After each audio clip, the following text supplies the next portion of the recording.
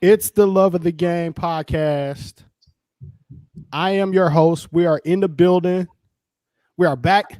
Season 2, episode 9. I'm getting confused. Are y'all keeping up with these numbers? Are y'all keeping me honest? Because I'm gonna be honest. I don't know. I don't know that I ever knew what episode it was, but I definitely don't know now. You do know that only because we had this podcast, I know what day of the week it is, right? Facts. Thursdays and Sundays are the only 2 days of the week that I actually know what day it is. Outside of that, y'all can pretty much hang it up. I got the fellas in the building. We got our former state champion, future state champion up in here, Coach Huff. We got B. Will, head coach of the Georgia Canes. Assistant coach at Creekside too. I don't want no smoke. I don't want no problems. I don't want no issues. I don't want no complications. I promise you I don't. We got one rider missing, man. Shout out to our boy Locke. Had to family emergency back home in Albany. Had to take care of some business. But always in our thoughts and prayers. So got prayers going up, Locke. Keep our homie lifted up for sure. We'll be back next Sunday. So miss today and miss Thursday. But shout out to the homeboy Locke. Special guest, man, filling in for the homie. We got another one of our homies. The head coach of the Brookwood Broncos, man. We got Coach Daniel Bowles. Coach Bowles, what's going on, man? I appreciate you guys having me, man. Yes, sir. Yes, sir. So we were having a pretty interesting conversation off air that I wanted to continue on air because y'all better get these live comments coming after he say this. Yes, sir. Hey, look, y'all got to start learning to lock into the show right at 7:00. Even though I never go live exactly at 7, it's always like 7:03. You need to be on hold, ready to go, because we gonna start getting to it right off the bat. And that's definitely gonna happen today. I was on IG Live with James White. Shout out to the young Hooper, J-Dub. On his Florida State offer and his Florida offer. Dude is starting to blow up.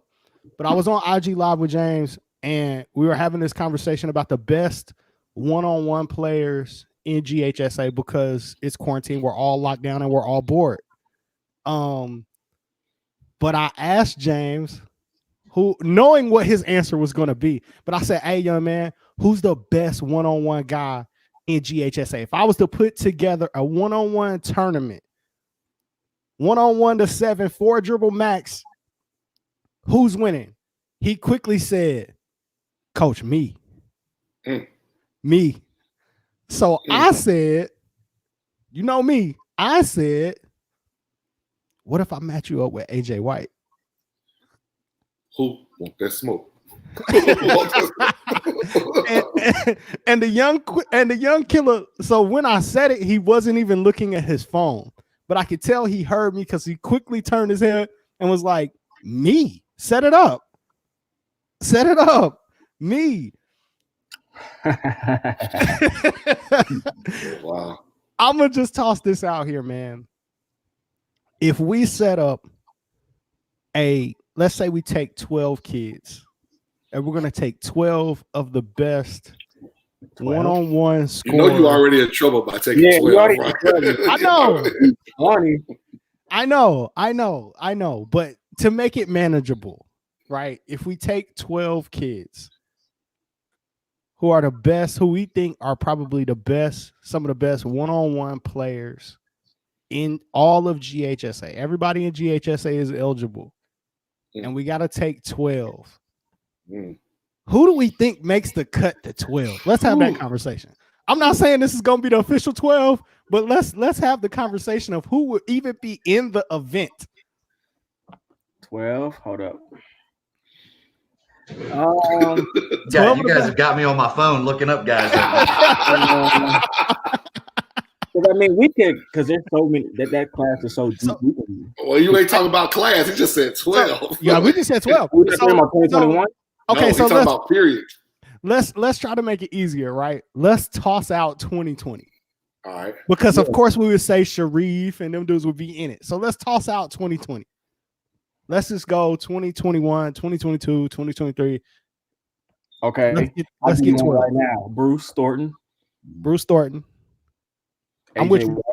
AJ White. I'll agree with that one. Robbie. And I'm saying these names because of how hard they compete. I feel like. Hey, Bryce, type some of these names in the chat, man, so we can keep track. We're saying Bruce Thornton, which I agree. He said Bruce, AJ White. I agree. Robbie Armstrong. I'm putting James White in the event. What's my guy from I'm drawing a blank. What's James' teammate? RJ Nord. Yeah, RJ. So I think that would be good. Either Matthew Cleveland or Madison, one of them. You got to put Matt Cleveland in it, I think. Are you putting Jabari Smith in there? You got to put Jabari in it. You got to put Jabari in it. Is it a contest? South Georgia, you get Kawasi in there. That's what I was going to say. Yeah. I almost forgot about Kuwait. Kwesi. Yeah, got to put Kwesi in there for real. I'll tell you, maybe an underrated one. Jason Edwards from Parkview, man, that kid can score. He's a killer. Tough to guard. He is a killer. He goes for like 20 a game, right? Yeah. So wait, let me go back and let's see where we at. We got Bruce, Robbie, James White. That's 3. RJ Nord. That's 4. Jabari. That's 5. Kwesi and Matt Cleveland is 6 and 7. Then you got the Edwards kid from Parkview. That's 8. We're missing somebody. We're missing a lot of people. Yeah. Dylan Hunter. Scooter Henderson. That's where I was going.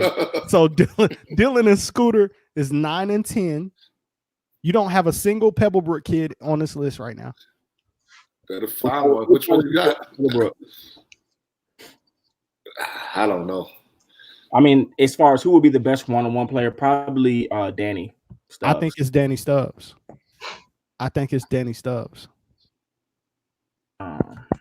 Another one that I got a place in my heart for small guards. That's how I've always felt. Yeah. My guy, Moultrie's guy, Zacco, he can flat out score. Gotta can shoot it. When you get guys like that can score and fill it up from deep, they're tough to play. Because now you got to guard the whole floor. Like. The names we have on this list so far would be better than NBA Horse. I'm gonna leave it at that. I think so. Hey man, the love of the game challenge. 1-on-1 to 7. If we did this, man. 1-on-1 to 7. Make it, take it. 4 dribble max. Because I don't want to see 87. What Mark was getting on you about your post when you said you like to do that. Right. He did put him in the mix. He had him doing the Tootsie slide out there. Yeah, that was too many dribbles though. The Tootsie slide. But no, I don't want to see it. 4 dribble max. Like a big or something like that. I mean, we're missing Isaiah Collier. We're missing Kanan Carlisle. Kanan Carlisle. Never mind. Yeah. But for 1-on-1 right now. And see, that's what's gonna hurt a big. What I'm wondering. That's what's gonna hurt a big. Like you can't really put them in this. Somebody gets under them on that dribble. They can't go anywhere with it. Can't go anywhere. Yeah. I cannot. You're right. Coach Stroud in here talking about Peyton Daniels from Tri-Cities. I think Peyton Daniels got to be on the list. Him. He's a 1-on-1 player for sure. I've seen. Yeah, and he definitely can do something. So let's see where we at. 1, 2, 3, 4, 5, 6, 7, we 8, gotta get this 9, done. 10, 11, like 12. Hey, that is 12. That's 12 right there. And we leaving people out, man. We're definitely. I said we got to go 20 at least. We're definitely leaving people out. Because wait, AJ's not on here. We said AJ. We said AJ. Yeah. I didn't type him on there. AJ's not on here. Maybe we should. We got it. AJ's got to be in this. Got to be. Like this type of contest will be made for him. Got to be. What about the 6'6" wing from Pebblebrook? Jamal Clyce or Caleb? Clyce will be a woo. I wouldn't want to play him in 1-on-1. Clyce or yeah. What's your name? Stubbs will be not Stubbs. Washington will be tough to guard. And there are a lot of guys. Man. It's a lot of kids, man. It's a lot of kids. Like, and we're still like we leaving some killers off. I mean, so the Harper. I got a message from AJ White's dad. He said, AJ White versus the world. Look, hey, we got to make this happen. This could be one of the most entertaining events. He giving me numbers. He said 1-on-1, bro. We got 30 on James White, so we gonna. Hey, James White specifically said that he wanted that smoke with AJ. That's a lot of smoke, man. That is a lot of smoke. Inhale, exhale. That's a lot. But I love it though. I love that kids are talking about they want to compete. James White told me specifically, "Hey, coach, set it up. Put it on TV. Put it on y'all show. Set it up." I like that. I do like that. I love it, man. We should be walking up and down the sidelines with the microphones commentating, man. But if we do it, it can't be in a gym. It's got to be on the outside. You gotta go playground. You gotta go outside. Gotta go outside. That's a lot. Let's see what you got now. Let's see what you got. I mean, in the playground, so it's not gonna like. You're probably not gonna see what you want to see. I'm looking for a ranking. I can't find a ranking. Is Scooter on here? Yeah, I think Scooter here. You're behind everybody though. Yeah, here you're behind. I would still put him on there though. Yeah, I gotta have Scooter on here. Okay, so now we got these guys. Now I got another question. I got another question. So I feel like we got a list of players for this type of event. Who's the number 1 seed? Man, I'm not touching that, bro. I was gonna say we might have to play these dudes next year. Oh, you didn't want us to be the number 1 seed? His 30. Okay, so here's how you could do it. You could do it based on where they go to high school in their region. That way, we wouldn't necessarily.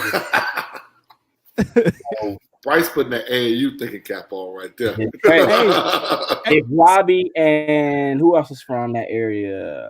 Let's say Peyton. One of them goes 1 and 2. They're both from like that South Side area, I guess. You got a couple of Cobb County kids over there. Caleb Banks.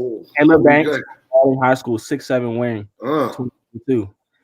Sound like we got into the list. Hey, is he ready for this 1-on-1 joint though? Ooh. I don't know. I'm asking. I haven't seen the kid. I don't know. I'm just looking at the comments. 6'7" wing at 2022. That's tough though. Might be a slipper. That's tough. How can I find the daggone ranking? I just want to know, like, because so we talking about 1-on-1. Not only do you gotta have a bag, not only do you gotta be able to score, you gotta be able to guard too. Ooh, we're missing some good ones. Because who on this list is like 1-on-1, no help? Who on this list is gonna stop Scooter? We missing some good ones. Oh, we missing some goons for sure. Okay. This is impossible to do. We didn't touch anybody from St. Francis, the Holt. Cameron McDowell from McEachern, who was probably tough 1-on-1. Andrew McConnell from Lanier. Andrew McConnell got a bag. He probably would be tough in 1-on-1. It's facts. You got to think people were getting mad about people ranking the top 50 in a class. Oh my God. I can't believe we forgot. Out of the whole thing. Forgot Andrew McConnell, bro. We forgot Andrew. Oh, Huff's guy, Garrison Huff. Garrison. Garrison he'll give people some work. And he's pretty strong too. Strong, can get to the bucket. I'm gonna add Madison because I feel like Madison might give some people some work. What about one of them kids from Cherokee? Cherokee. That's the Thailand. Is that Thailand? Owens kid. T.O. would be he'd be the 1-on-1 guy. He'd probably be the better of the two. Yeah, they're both good, but. Hey, Coach Rose, you getting some love out here, Coach. Hey, they on your head early, Coach. You got me already. Coach Baldwin's mad because we're 10 minutes in and we hadn't mentioned JUCO yet. we gonna have to show Juco some love here in a minute, but man, this is a heck of a list, boy. But you got JoJo Peterson from Mount Pistol. Oh, yeah. He's good, man. Yeah. Hey, how would Corey Black's kid do in an event like this? He could hold his own too. Man, I like that kid, man. Deuce, I like that kid a lot, bro. And he long. Man, this just tells you how deep our state is, man. If we did this, we got to do this one-on-one event. We got to do this one-on-one event. Y'all can tell me I'm wrong, but maybe he still is long. He still is skilled. Chance Moore got a chance to win that too now, one-on-one. Regardless with Chance Moore got a chance to win. Chance Moore is definitely talented. He's got to get the ball first. Because you got to be able to guard somebody. Look. He's still long, so if you got a shorter dude and he struggles to get the shot up and he gets a rebound, you got to stop him too now. I don't see Chance staying in front of nobody on this list. I'm not hating on the kid. Offensively, he is as talented of a kid as I've seen. I'm gonna be real, 100% real. Okay, which one would you take, Chance or McDowell? I'm taking McDowell. All right. I one-on-one, I'm taking the kid that I know is going to compete. Because if I put, but you understand he can compete and still get skunked, right? Yes, but if I put I'm looking who could I put against Robbie once Robbie starts barking? Chance or McDowell or nobody? Who could I put against Bruce when somebody just echoed what I said? Now one-on-one, y'all sleeping on Chance now. No, I think he might give him some problems in one-on-one. Hey, if he get the ball first, you might not get it back. Yeah, I agree with that. If you get the ball first, you might not get it back. That's the chance you're taking one-on-one, right? But if make it take it. If he don't get that ball first, bro. Are we putting RJ against Kawasi? Yes. Yeah. Yes. Yeah, and I'm putting Dylan Hunter against Scooter. We've seen that in high school games, though, haven't we? I want to see it one-on-one, though. I wouldn't mind. I want to see Matt Cleveland against Robbie. We're missing somebody else who's physical. I want to see other kid from St. Francis is good too. The 6'7" kid, Holt. Just who we matching Zako up with? Oh, a guard. That's what I'm gonna ask you. Is this a guard? Are you matching them up by position, or they have to play? I'm just talking about who I want to see. Okay, Zako and I'm just talking about guys that I want to see. Zako and JoJo, Zako and AJ, Zako and Peyton. Zako and Peyton would be good. Hey boy, this will be. We got to make this happen. So when we get off a break, sponsored by SUV TV. As soon as the gyms open up, we need to do a one-on-one event. Not because it proves anything, not because there's scholarships on the line, not because being a better one-on-one player means that you better, not to rank kids, for the culture and for the fun of it, and because competition is fun. And I think it would be dope. Boy, that's a list. I'll tell you what's not dope right now. This doggone horse competition is trash. We knew that. We already knew that, bro. I'm not watching it. It's on. I'm just like, man, this is not even. I'm not watching it. So, Coach, y'all got. We talked about on this episode that we were gonna start, doing our best to try to help kids, kids that were 2020 kids. Who can guard AJ White? Nobody. Nobody. Not off of one dribble, not off of two dribbles. I think Robbie, Robbie might be able to give him a go, but not many people. I don't know. Yeah, I don't know, man. It's gonna be tough. I don't know. But we talked about trying to help kids, Coach. Trying to do what we can during this lockout, because at the end of the day, all this fictional stuff that we talk about right now is fun, but on the other side of that, we got some kids that are 2020 kids that need our help.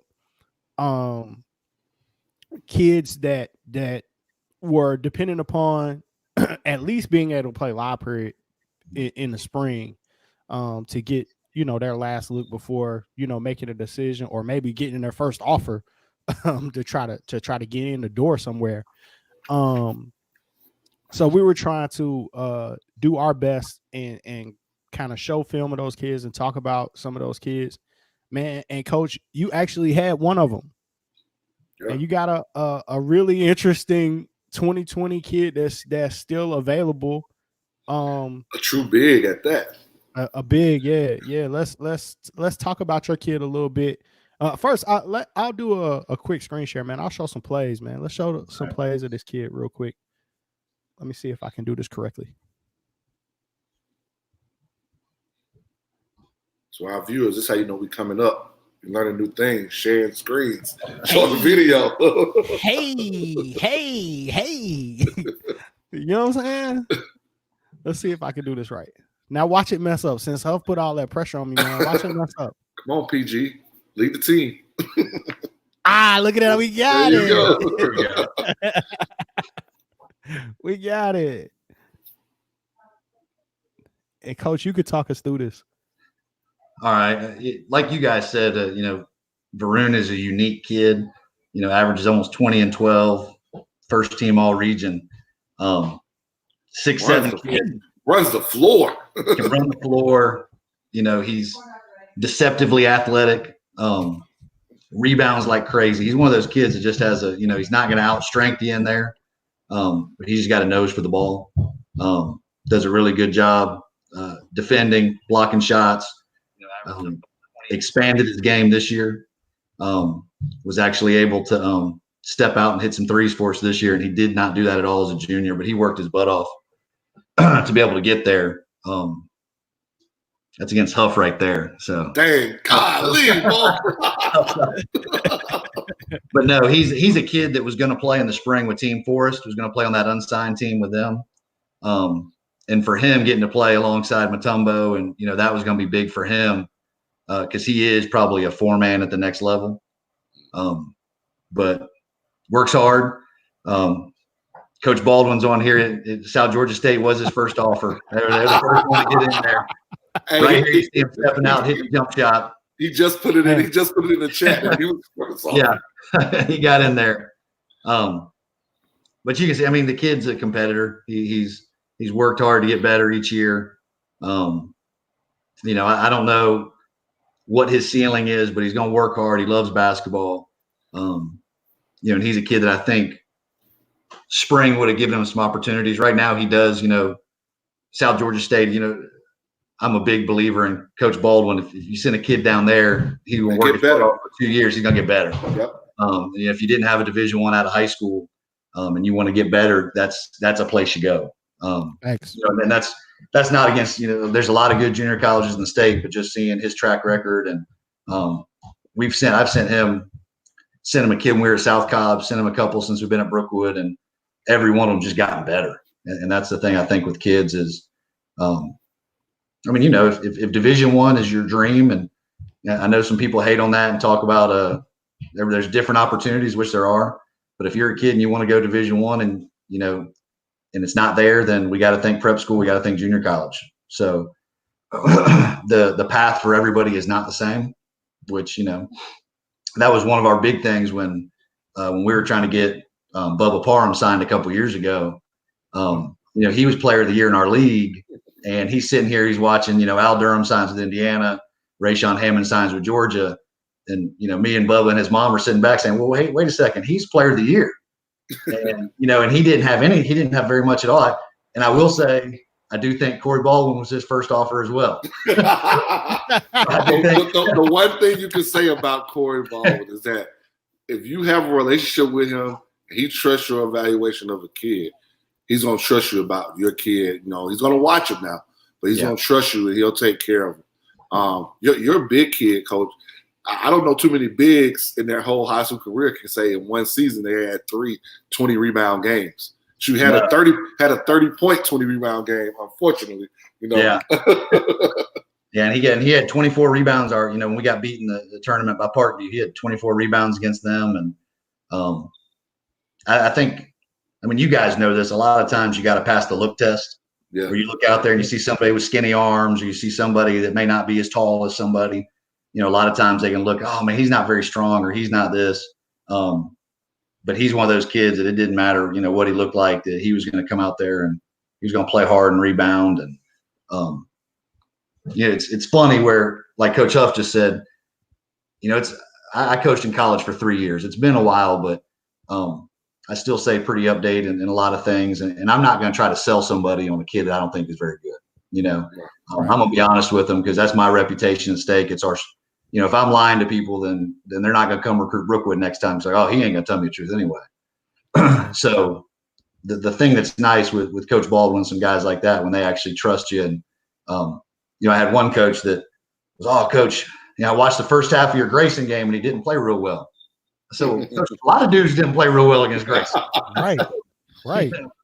But that's where it's one of those that I think, and like you guys say, this class of 2020 is in a unique situation, man. If you didn't sign early or you didn't get into something early, it's going to be tough. And I think that's why you guys platform, and I like what some of the other recruiting services are doing, of getting some other guys' names out there just to help these kids, because it's different, man. And I've had some college coaches talk to me and tell me that this is a weird deal, because, head coaches right now, they're watching more film probably on kids than they ever have, and they're getting a chance. They're probably picking kids apart more than they would normally. Because usually you're taking an assistant and you're taking, oh, coach, he can play. I mean, now you're at the house, you're watching film over and over. Well, I like this, I don't like that. So I think it's hard. Yeah. And that's where I think a lot of kids that are getting an offer, that are taking it, man, that's a good move. Yeah. You wait, this time it may not be there. It's gonna be tough, man. We've talked about this a lot, that the amount of kids that are gonna be available for prep, post grad, JUCO, like that list just ballooned. I think that kids are gonna be considering that, man. And I hope kids do. I hope they do, man. Everybody's path is not the same. I know, we talked about it in our group chat a lot. Like, it's okay to go to a school in red shirt, man. Right. It's okay. Or it's okay as a freshman to not play a lot. It's fine. Like, it's fine, man. If you have a good relationship with the staff and you trust them that they can develop you as a player, man, it's okay. You may not play a lot. Like, I mean, I know all of us like watch a lot of basketball, and we know, I don't think kids understand.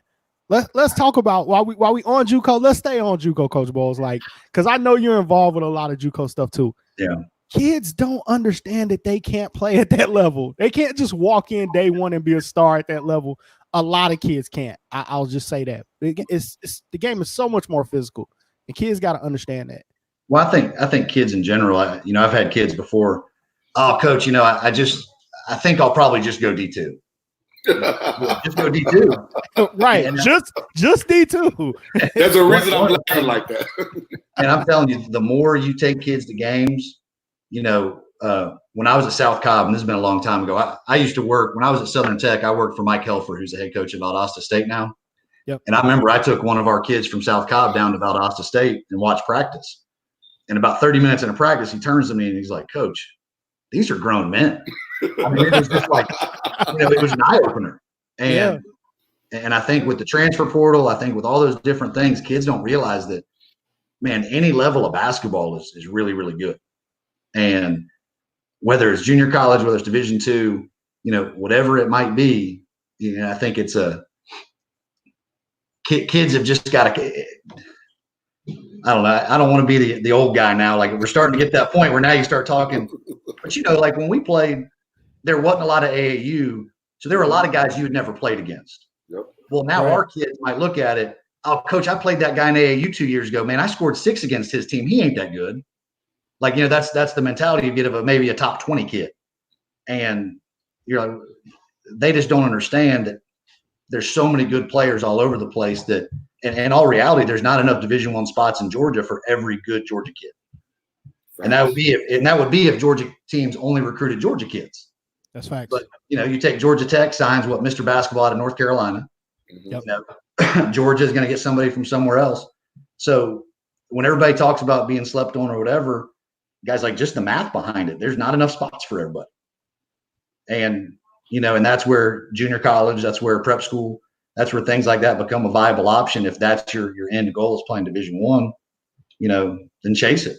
But I wouldn't leave money on the table. If I got a Division II school or an NAIA school that's going to offer me some money and give me a chance to play basketball and not go into debt, I think you got to look at it and see that. I mean, you guys know there's some Division IIs that are better than Division I's. It's just kind of, you got to find the right fit, the right situation, and kind of go from there.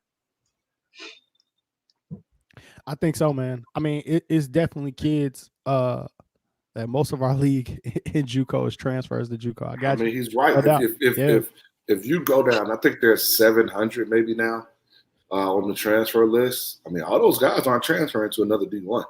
Right. I mean, they're going to D2. Some of them, if they only in school 1 year, they're going JUCO. Think about the kid Spencer Rogers, who obviously Coach Bowles and I know from Mountain View. He goes to Troy. Yep. They have a coaching staff change. He goes to Southwest Mississippi, a JUCO.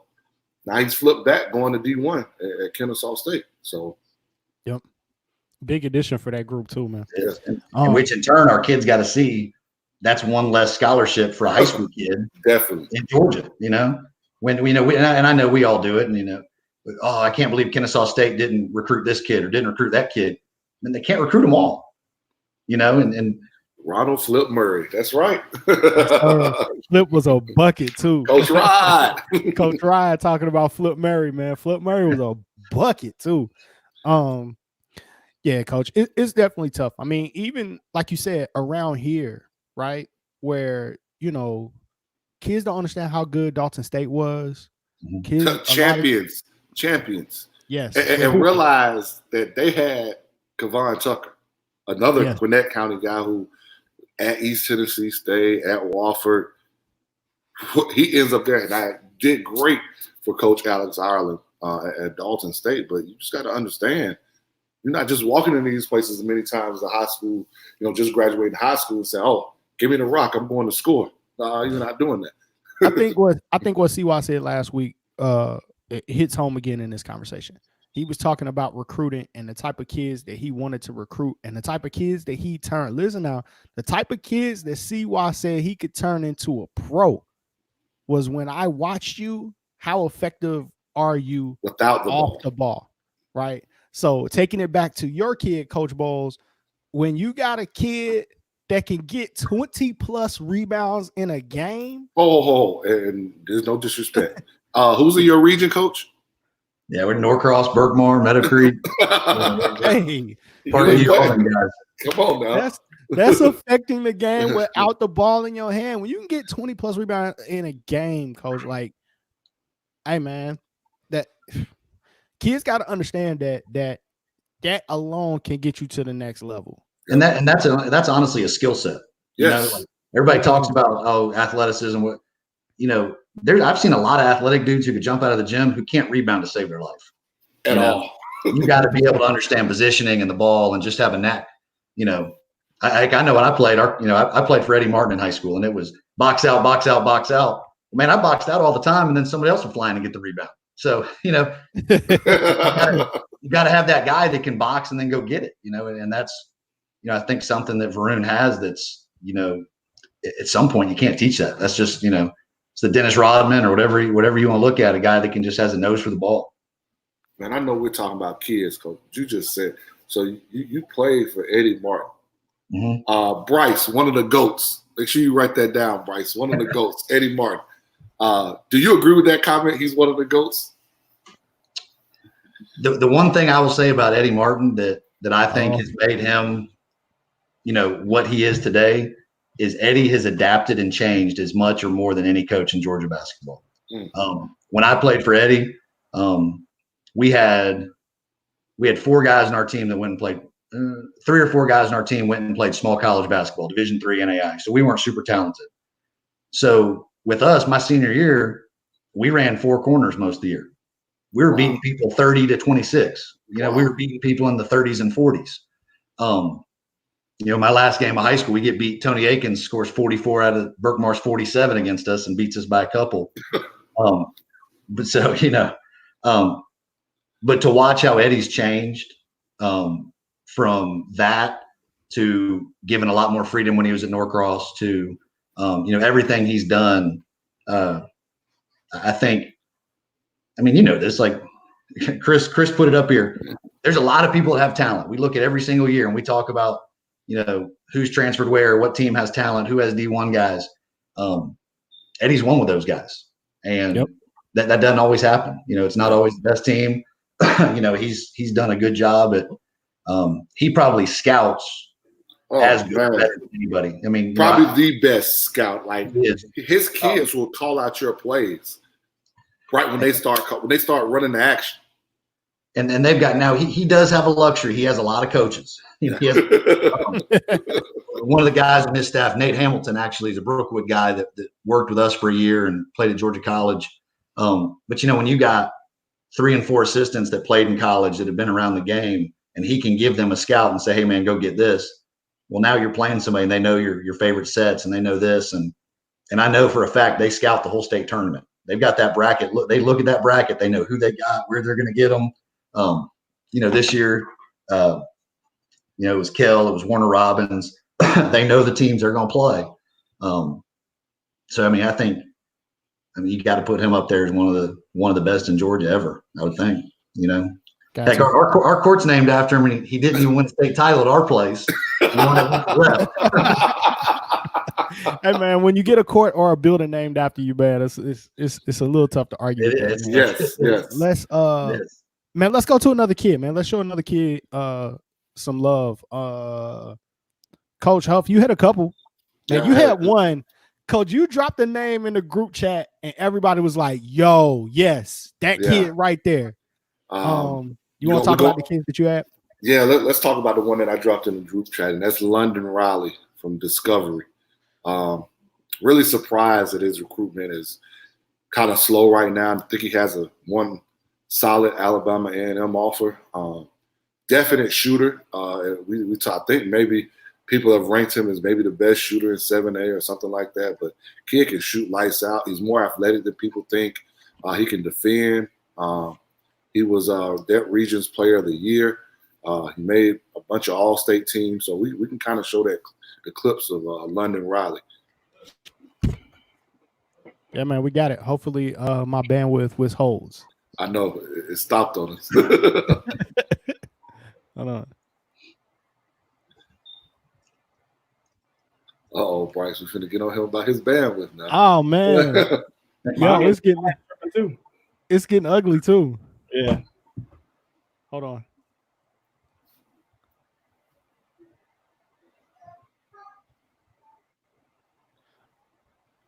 Locke would be killing me right now. Oh, he would. His was tripping. Like his was acting up last time, too. They had to log out and log back in.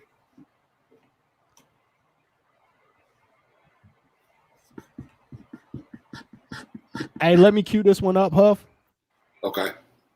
Let's go to you had another one too. Maybe I'm a little biased, but Trent Gordon out of Duluth High School. A big that wants to be a big, that's very athletic. He averaged 15 and 8 this year. And this is him from his junior year, but just a dog that runs the floor, that wants to be a big, like I said, very athletic, coachable. I don't think he's shot a jump shot in his career. Come get that highlight in there. I had to get back, man. He get up on that rim, though, Coach. He get up on that rim. He finishes with both hands, and people think he's left-handed. How he finishes with his left.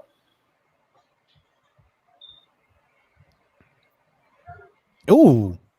Hey, did he pump the alley-oop, though? He did. He pumped the alley-oop. Yee. Huff, how long has he been playing basketball? Oh man, this is probably only year 5, and his freshman year, he actually tore his patella tendon as a 9th grader in January. So we're really talking about only 4 years of really playing. Yeah. Yeah, Trent's a real interesting kid. He seemed like a real good kid too. Good kid, man. Well spoken. Will do whatever you need. He's the kind of kid that says, "Coach, what do you need me to do? Take charges." You know, a lot of times bigs don't want to take charges. Sorry, Coach. Ain't got no. Boy, he knows how to use his body. You know. So he doesn't have any current. He's got one JUCO offer from my guy Ben Hicks down at Chattahoochee Valley. Gotcha. Yeah, that's a kid I liked a lot. Coach, being able to watch y'all practice up there at Duluth, that was a kid I liked a lot. You need one of those kids that will shut down practice every once in a while, that'll make a play that will cause you to kind of reorganize practice a little bit every now and then. He catching them on people's neck. I like that kid a lot, man. You had a nice 1-2 punch over there. Him and Devin Evans, yeah. We had a real nice two. It's funny how things go in high school too. You know, my first 2 years, Daniel could tell you I was guard heavy. And then my last year there, we had those two and, you know, a transfer that actually came from Bowles to Duluth, Shalom. So we had 3 legit bigs, like 6'6", 6'7", 6'8". And it changed everything we did, man. Like we went from switching all ball screens to now blitzing it, you know, because we had more length to do that with. But Trent's a definite prospect, in my opinion. Definitely. Duke and hoop. I'm trying to get your London Raleigh tape together now, though. It's not wanting to cooperate with me.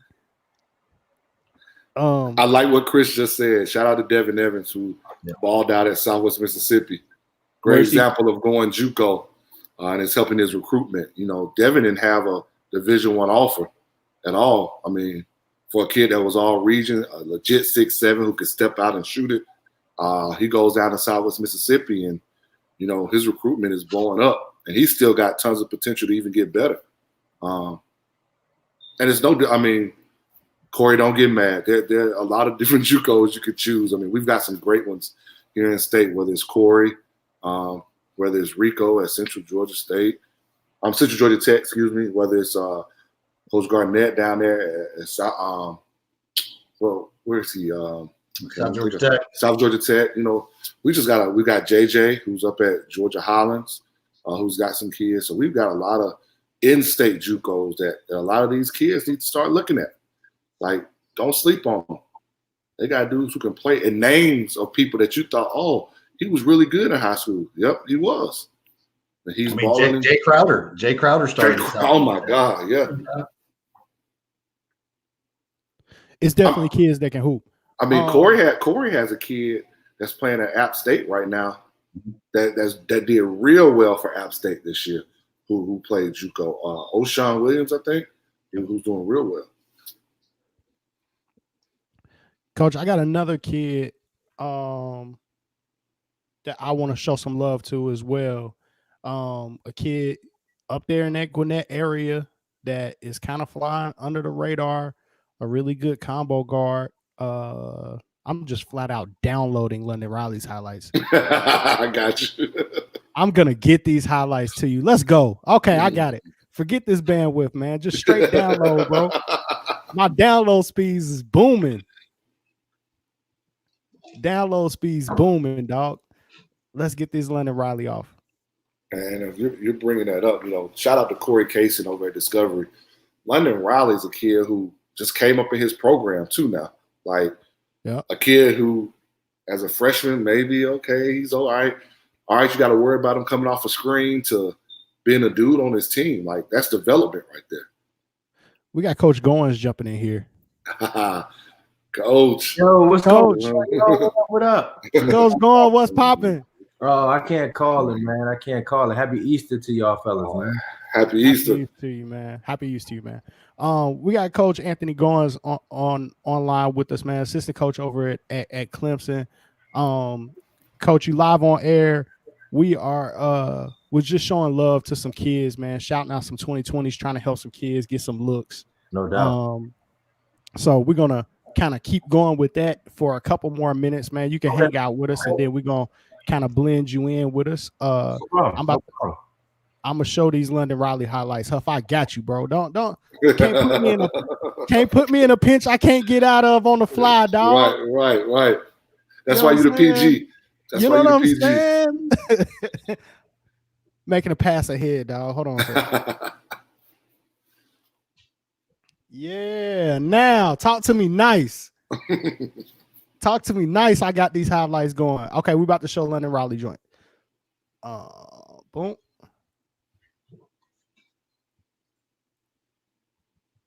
Yeah. Hey, this kid can go. When you drop this name in the group chat, Huff. Yeah, man. I'm like I said, I'm surprised he doesn't have more going on right now. Oh, nice move. He got a couple of those on here too. One dribble. That kid right there, he can definitely do that. He can shoot that rock. That game is packed. Sheesh. More cross. Yeah. Hey, watch his deep one. With a hand in his face. Bang.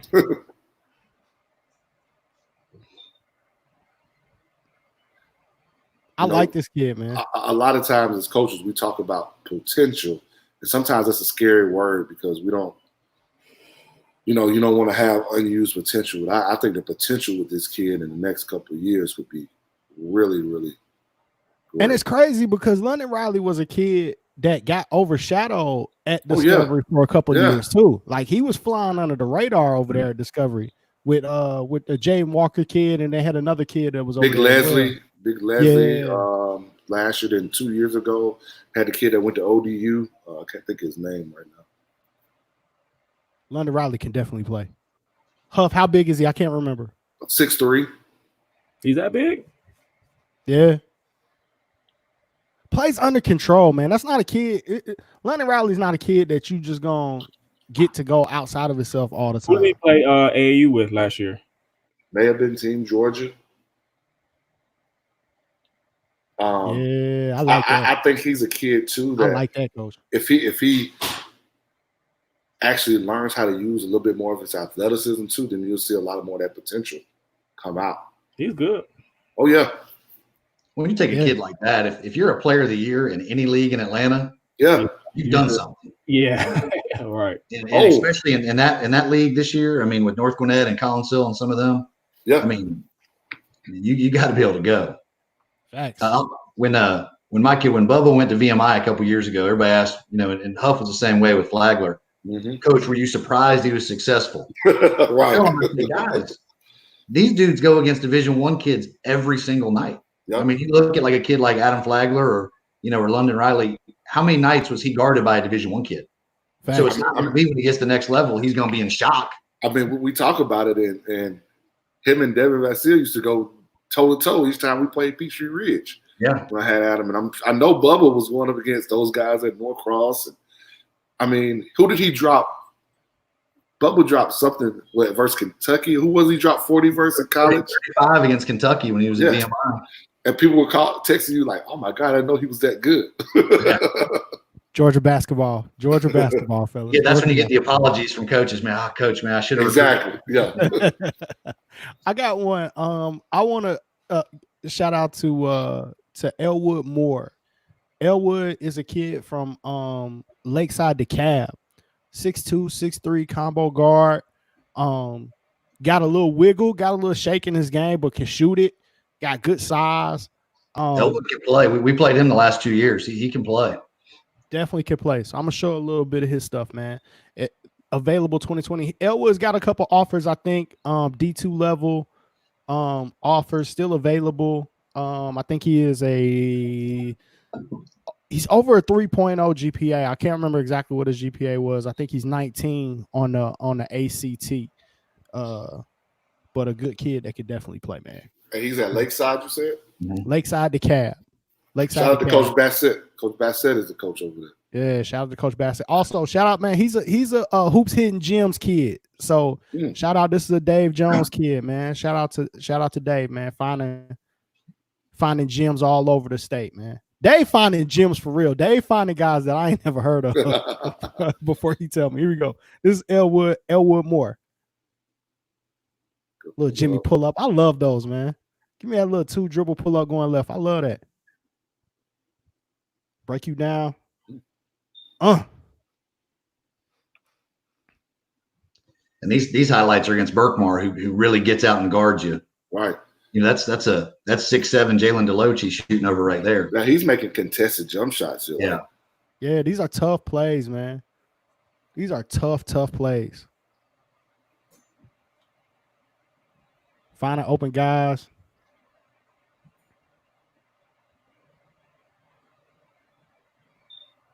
That's deep. Yeah. Range. Confident.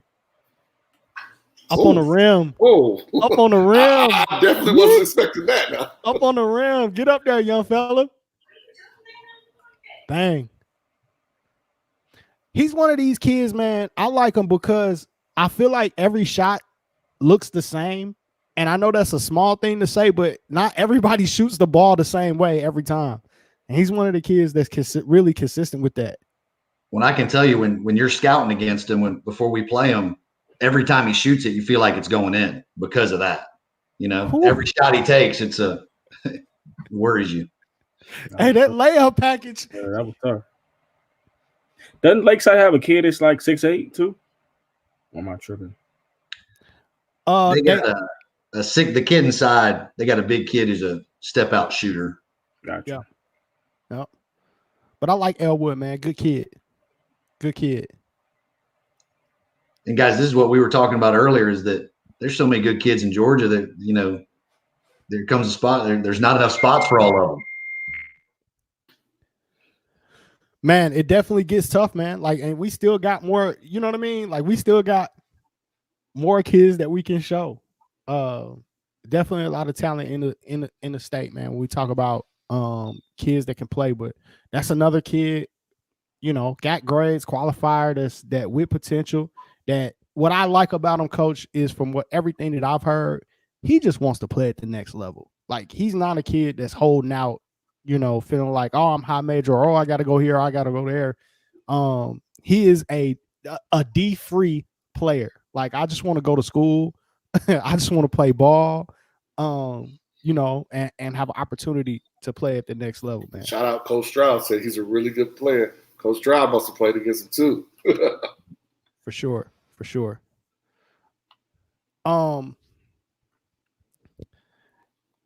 Coach, we're gonna get to the smoke over there at Clemson, coach, because there's a guy that I just have to understand what that kid looks like in practice, coach, before we even get into your background and Clemson season. I promise you we're gonna talk about all of that.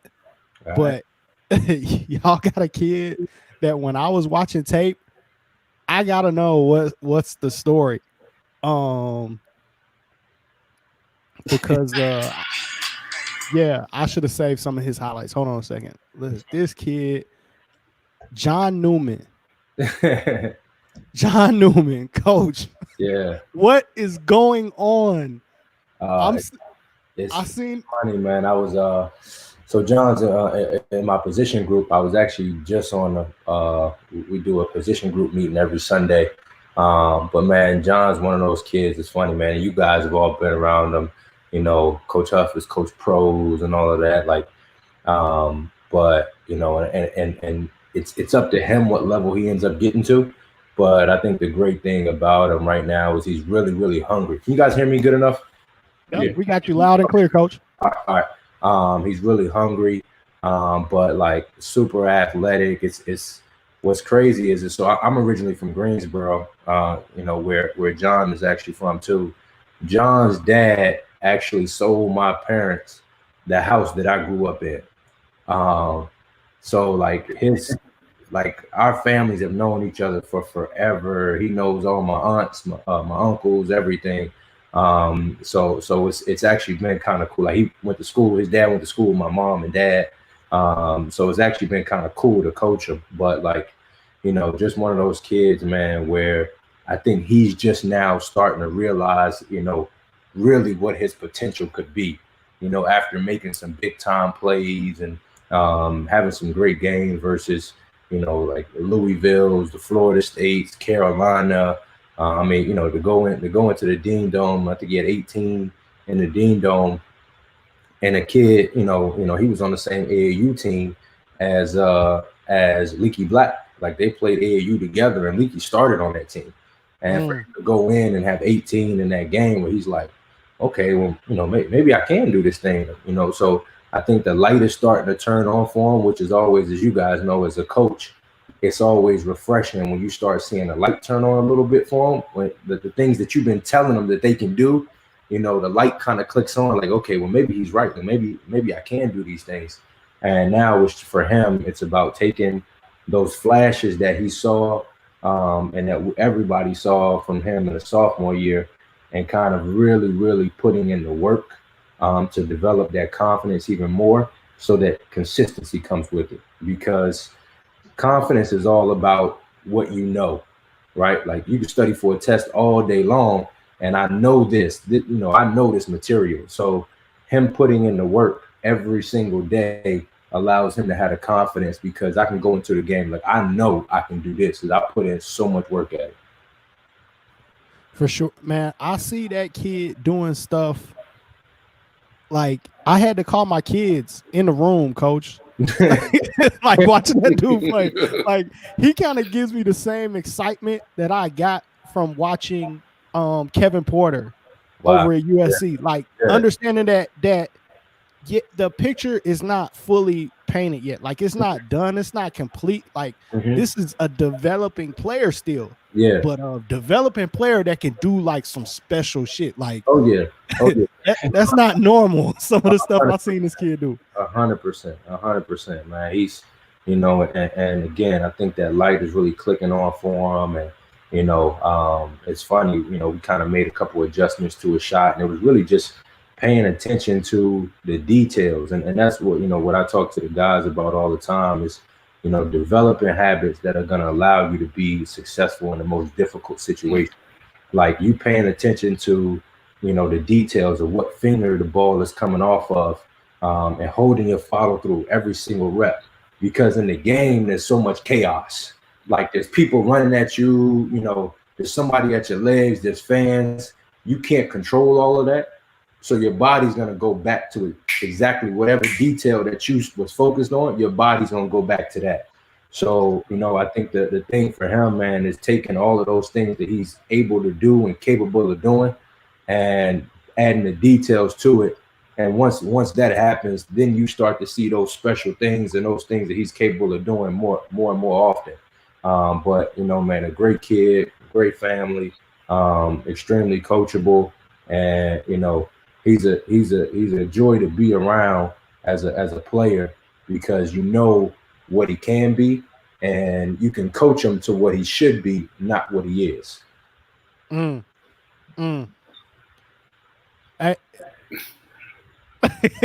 That's a lot right there. Bro. I'm getting fine. That's for sure, coach. Like that was the guy that I got excited about. But y'all got what I felt like a three-headed monster, man, when y'all go out there. When I saw him, Tevin Mack, who was a grad transfer, right? And Amir Sims. Yeah. Like, coach, how do you get those guys? Like, what's the conversation like? Did they come in being that confident, or was that like a process of like, hey, I'm going to keep showing these guys film. I'm going to keep showing them, like you said, that they can do some of the things that I'm telling them that they can do? Yeah, well, you know, I think Amir and you know, Antonio Reynolds Gaines done a fantastic job with Amir, just continuing to develop him. Obviously, he's, you know, I mean, Amir was a top 100 player, like, so he's always had talent. You know, he was on a Sweet 16 team as a freshman. and started towards the end of the year and on that Sweet 16 team, and and then last year started all year long, and kind of made some jump. But Coach Dean has done a fantastic job. Tone's done a great job, just continuing to challenge that kid to get better every single day. And Amir's a self-starter. He's a self-starter. I mean, I remember Antonio challenged him like, all right, in between games, you're gonna make 1,000 threes, right? And so we're getting ready to play Carolina, and he was like, man, we've never beaten Carolina at Carolina. So he said, all right, I'm gonna do something different. He made 1,500. So when he hit the three to send it into overtime, like if you notice, like Tevin Mack, he had a good game that game, but he fouled out. He fouled out in the second half with about 5 minutes to go. But when Amir hit the three, when he shot it, if you look right behind, if you ever get a still picture of it, if you look right behind it, Tevin's standing up like this already, because he knew bang. He had made 1,500 of them before the game. Like in the days leading up to the game, he made 1,500 threes. So like there was no doubt in anybody's mind that it was going in. Like that wasn't even a thought, like that he was gonna miss it, because he had just shot so many of them. So like you talk about, a kid like that who's combining. Hey man, I've been a starter in the ACC for multiple years, and I'm adding this work ethic because now like it's kind of my turn, and I'm adding that level of work to it. And again, confidence is just all about what you know. So I mean, again, he's a dude. Over the summertime, we played in Italy, won a gold medal in Italy. He was fantastic for us over there, and worked hard for that. And then we come back, you get a chance to go home and spend a couple of days, spend a couple of weeks away. Amir stayed at school and worked out twice a day. So like that confidence, comes from being able to put in that work. And then, right before I got the job is when Tevin committed. We had somebody go down, and Tevin committed, and Coach Dean had reached out and did a great job getting him to come. But I think Tevin has always been a high level player, always been a dude who could make tough shots. And I think having him in a role this year where he could really be able to show that what he could do consistently and be one of the best players on the team was huge. Coach, you guys have a great staff in my eyes, from the top down, obviously from Coach Brunell to Coach Dean to Dick Bender. I mean, I know you guys just saw Philip Pearson, who's going over to UAB. But you guys seem to like bigger guards. Is that something that Coach really likes? And I don't know if I want to spill the beans. I'll see if you want to, but you guys are getting one hell of a big guard that was actually playing one of the NBA global teams. Yeah. So yeah, man. I definitely think Coach. I think that the big thing that Coach wants is size, length, athleticism. Obviously, Coach's mind. He's got a great offensive mind, but I think first and foremost he talks about defense, and obviously our mantra of grit. Like we one of the best defensive team in the league, and he's always been one of the best defensive coaches in the league, and the numbers prove that. But so obviously the more size, length, and athleticism you got, the easier it is to defend multiple positions. So 100%, I definitely think he loves big guards and guys that can switch and guard multiple people and things like that, and just have length all over the floor. And having Tevin, having John, like those things really help out. And those guys they can make plays like that. They can make plays like that. Like they, that ain't no coaching right there. Like he's 6'5", he's long. You know what I mean? Like I ain't act like I'm curing cancer or nothing like that. Like he's 6'5" and he can make that play. But yeah, we definitely do. We're excited about our class. With PJ obviously being the #1 player in the state, and being a top 50 player, super talented. And the thing is, he a tough kid, man. Like anybody who's seen PJ play, like he get after it every single time. So we definitely excited about him. And then, like you said, the other kid from the NBA Academy, Olivier Maxence Prosper, Omax. He's about 6'7" guard. He can handle it, shoot it. It's funny, Coach and I was sitting next to each other when he was playing over there, I forgot who they was playing against. think it might have been Virginia Beach Academy. Yeah. That dude, man, he can go. I think he's gonna shock a lot of people and surprise a lot of people. But we got big guards that we excited about. That even ones that are coming back that we excited about, man, and everybody coming together and just doing this thing by committee. And I thought that was evident. You guys started to play really well down the stretch. I thought, picking up some big wins. You just saw it coming together. Unfortunately, with everything that happened, we didn't get a chance to see what would have happened in the ACC tournament. But I thought you guys played well coming down the stretch. Yeah, man, we were really, really excited just about the ACC tournament. Obviously, I was super hyped to be back in Greensboro, and John was back in Greensboro and everything. And I think we had multiple guys that were just ready to step up, whether it was somebody off the bench coming in and giving us points. I mean, Curran Scott comes off the bench in the game versus Miami, and I think he had 7 or 8 free throws in that game. He just did a great job getting fouled. Hunter Tyson came in and stepped up. Another kind of big guard for us. He hit a big 3 in the second half. So like you said, we were kind of gelling a little bit, and because that's what it's all about, man. When you add so many new players to a team that lost so much the year before, it's just about being the best you can be at the right time. Like nobody cares. Like, oh, we were really, really great in November. Like, no, are you really, really good in March? 100%. And so it was kind of building up towards that. And the thing that really, really, obviously, the virus, man, is super serious, and praying that everybody stays safe and healthy, and to completely understand why they had to make that decision. But I hated it had to end that way for those seniors. I mean, Tevin Mack was a dude I shot with every single day, and after every practice, he's like, "Coach, let's get some shots.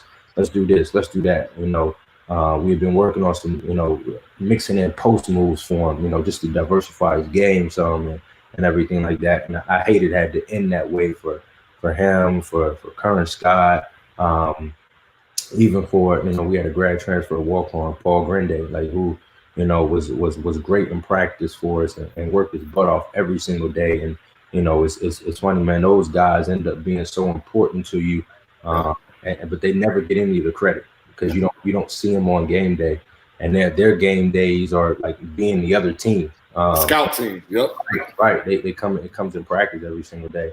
Man, but like awesome kid, and I hate like you spend so much time with them and you care about them and you want to see them be successful and want to see them be able to do the things that they work on and that they practice every single day.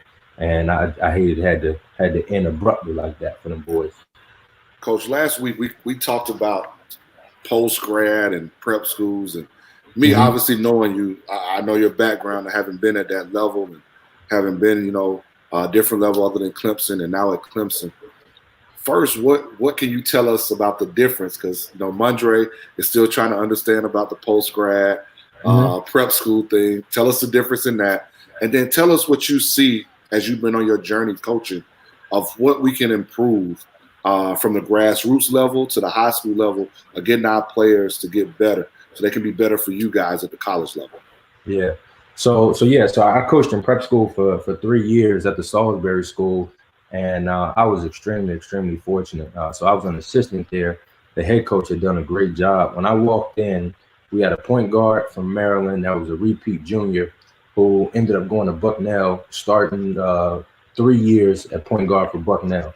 The shooting guard was actually he went to Quinnipiac University School I coached at before coming here, and is the second all-time leading scorer there. He now plays in Spain in one of the top divisions in Spain, and doing extremely, extremely well over there, and making great money. Our small forward was actually Chris McCullough, who did 1 year at Syracuse, and he was in the 9th grade, and he was 6'6" and could jump pass, and like couldn't really shoot it, but like he was 6'6" and could handle. And then we had a kid from Africa that was about 6'6" and a freak athlete, ended up playing at Vermont.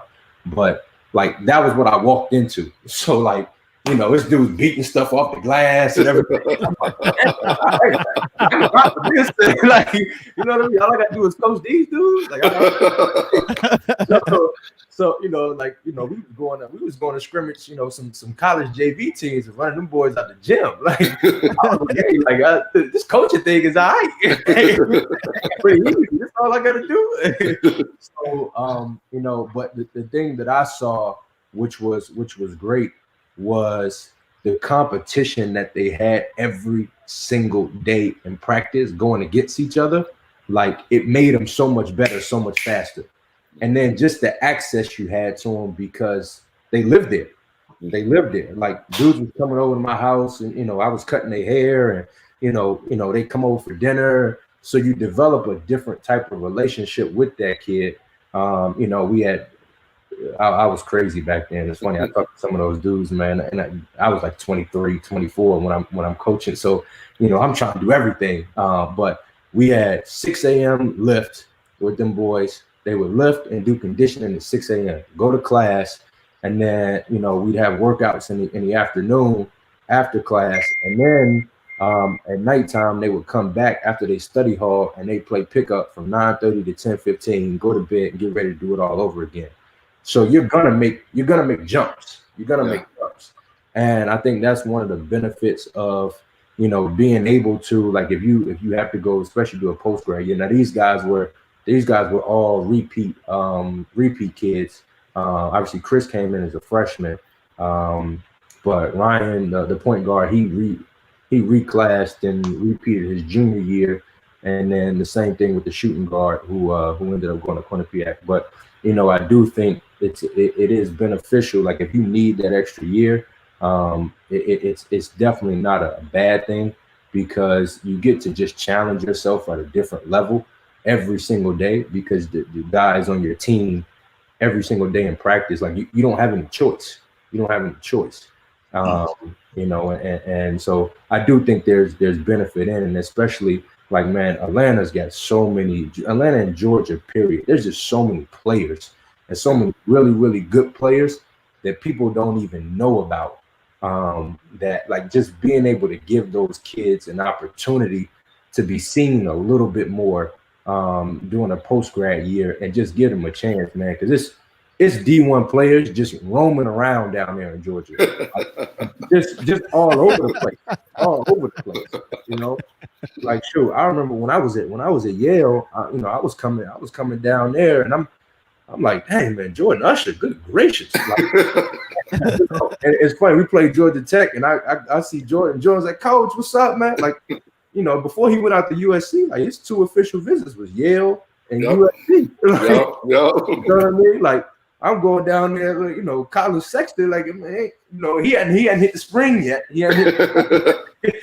But I remember going in, but I knew that kid was going to be special, man. I remember I came into a workout. He had just finished a track workout for an hour. He did 30 minutes on the ladder drill, and then him and my man that was the point guard at Auburn, Jared Harper. Jared, they played one-on-one, one dribble for like 45 minutes.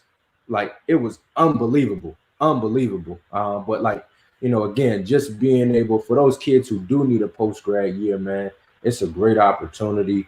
You know, I would always just say, like, make sure you're choosing the right situation for your needs.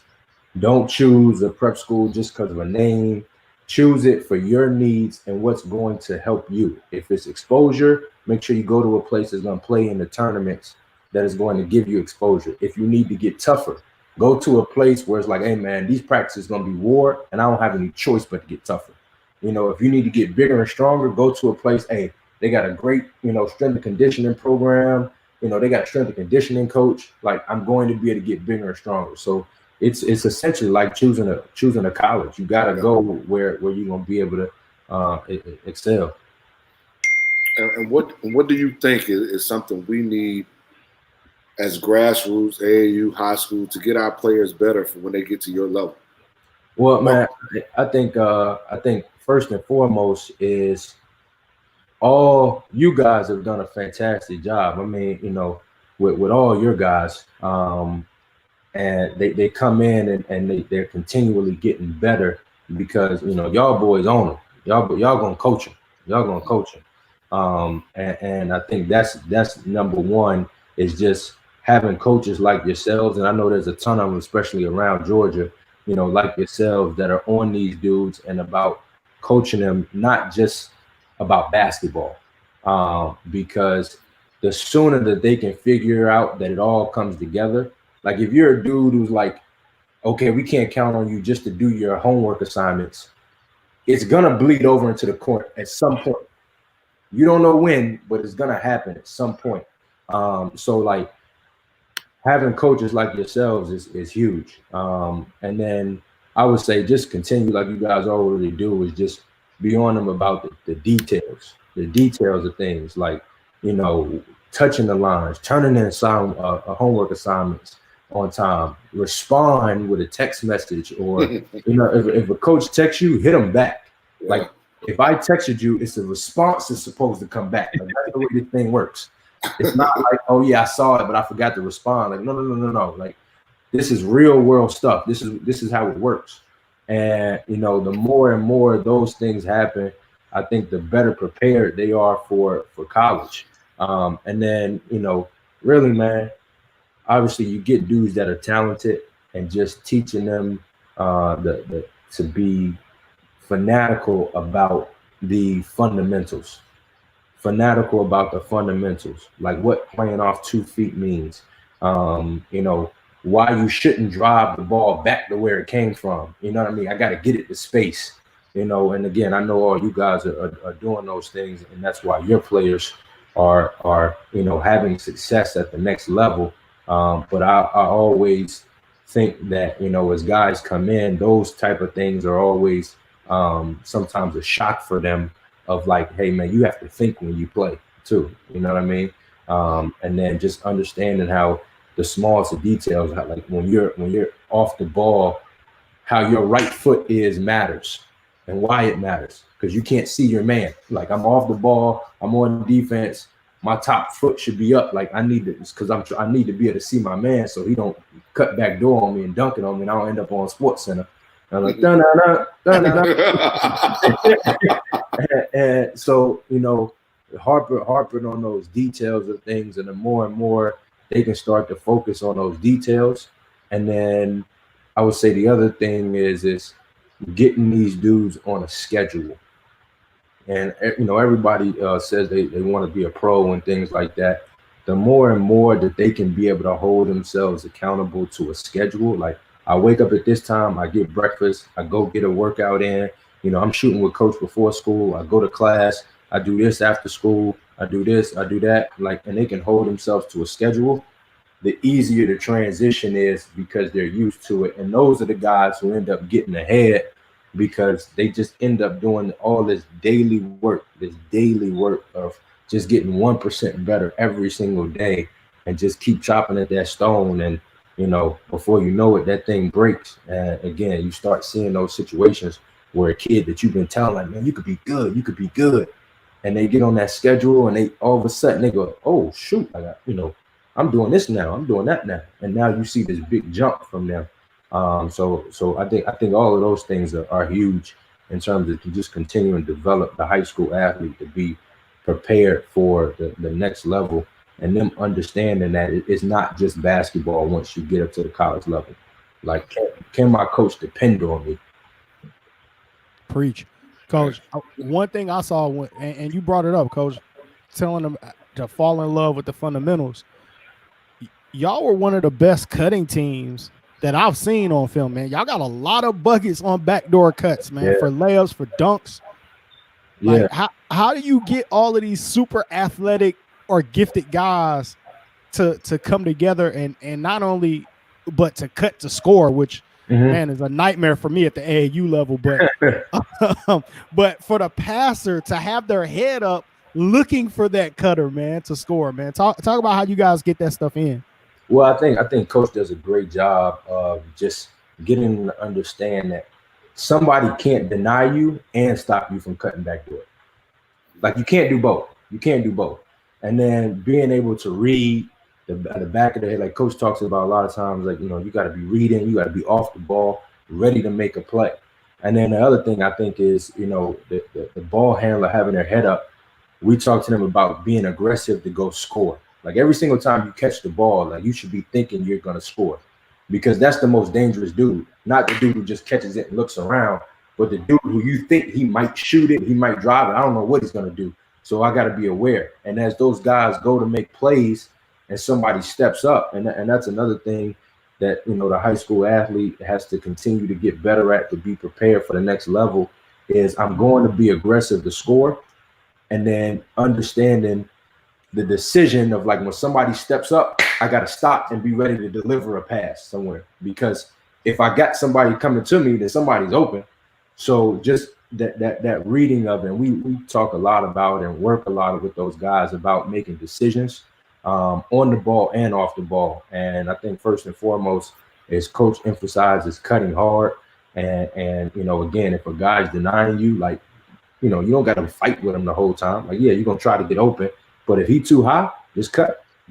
And those guys who got the ball, they're going to be aggressive to try to score the ball, but then they realize, like, something's open as I was going to score, and now I can find somebody and drop it off to him. So, you know, whatever you put an emphasis on, the guys are going to do. And I never forget, you know, I coached in the Ivy League, you know, for a number of years.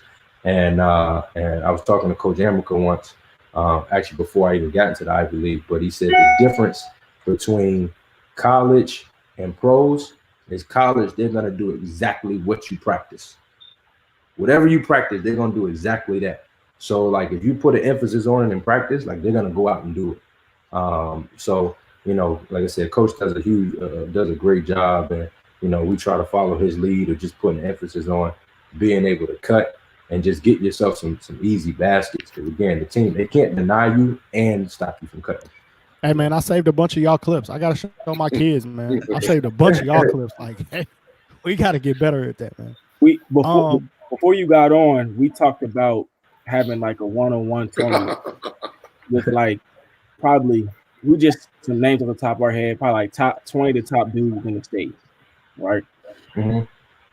We always have this discussion about, oh, he can play high major. Oh no, he can play mid major, low major, Division II. How do you guys evaluate somebody at Clemson or on that level to say that these are the three things that he needs to be able to do, or two things he needs to be able to do to play here at this level? Because everybody thinks they can play there. Yeah. Well, I think first and foremost, and this is the thing that I've, you know, continually grown at, or tried to grow as an assistant, is understanding your head coach. Mm-hmm. Like, just because a kid may have quote unquote high major talent doesn't necessarily mean he could play for your head coach. Every head coach is different, and you got to be able to put aside whatever personal, like, I love this kid, I love that he could do this. No. Like, does he fit what my head coach wants? So I think that's a lot of times where people are like, oh, why y'all not going on that kid? Like, hey man, like, he just don't fit what my head coach wants. So, you know, I think that's first and foremost understanding that. But I will say, you know, in terms of just being able to evaluate the high major talent, obviously you're looking for something that they do at a really high level.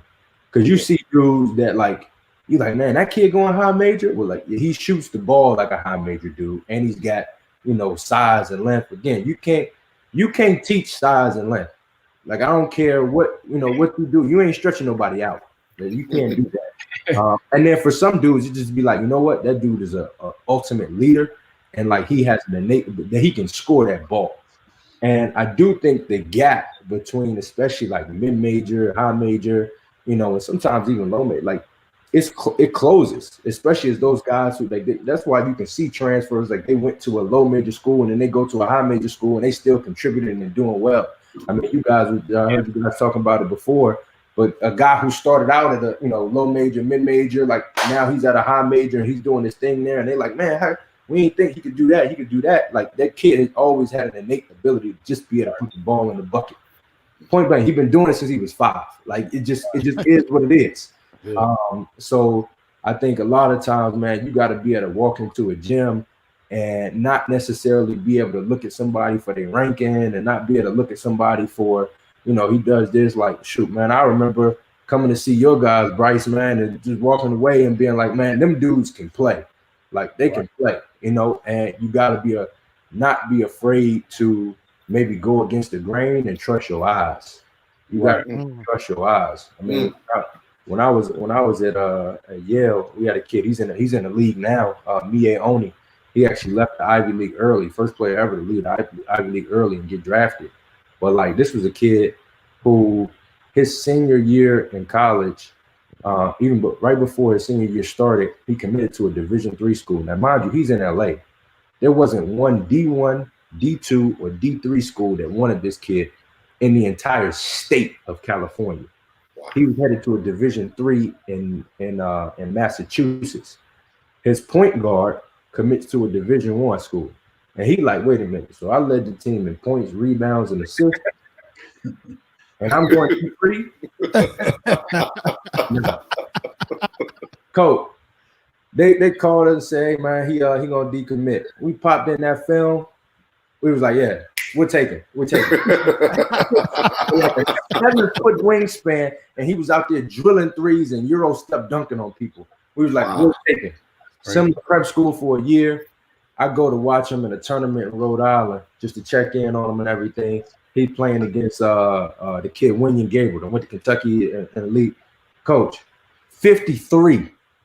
Oh, 53. Now, mind you, this is a kid nobody wanted, nobody, you know, ain't nobody recruiting him or nothing like that. Like, you know, he was headed to a Division III school. Nobody even, like, name wasn't on anybody's list. Right. First college game, we played against Washington. At Washington, they got Markelle Fultz, 25. He played for the Jazz now. Like you got to be able to put all that stuff aside and not come in with like predetermined, like, oh, I got to look at this kid. I got to look at this kid. You got to go in there and look and go, okay, what does our team need? What does my head coach value? Like, oh, we need somebody that can score. That dude can score. He can score. Like, I don't care who else is recruiting him. That doesn't have anything to do with it. Like, can he play? Can he play for you? Okay, then recruit him. Like, there's no other questions about it. So I don't think there's like one like cookie cutter thing, because you see dudes at the high major contribute at the high major that ain't crazy athletes. Like Ty Jerome was not a crazy athlete, but he was an elite shooter, a high level passer, and he could handle that ball however you wanted.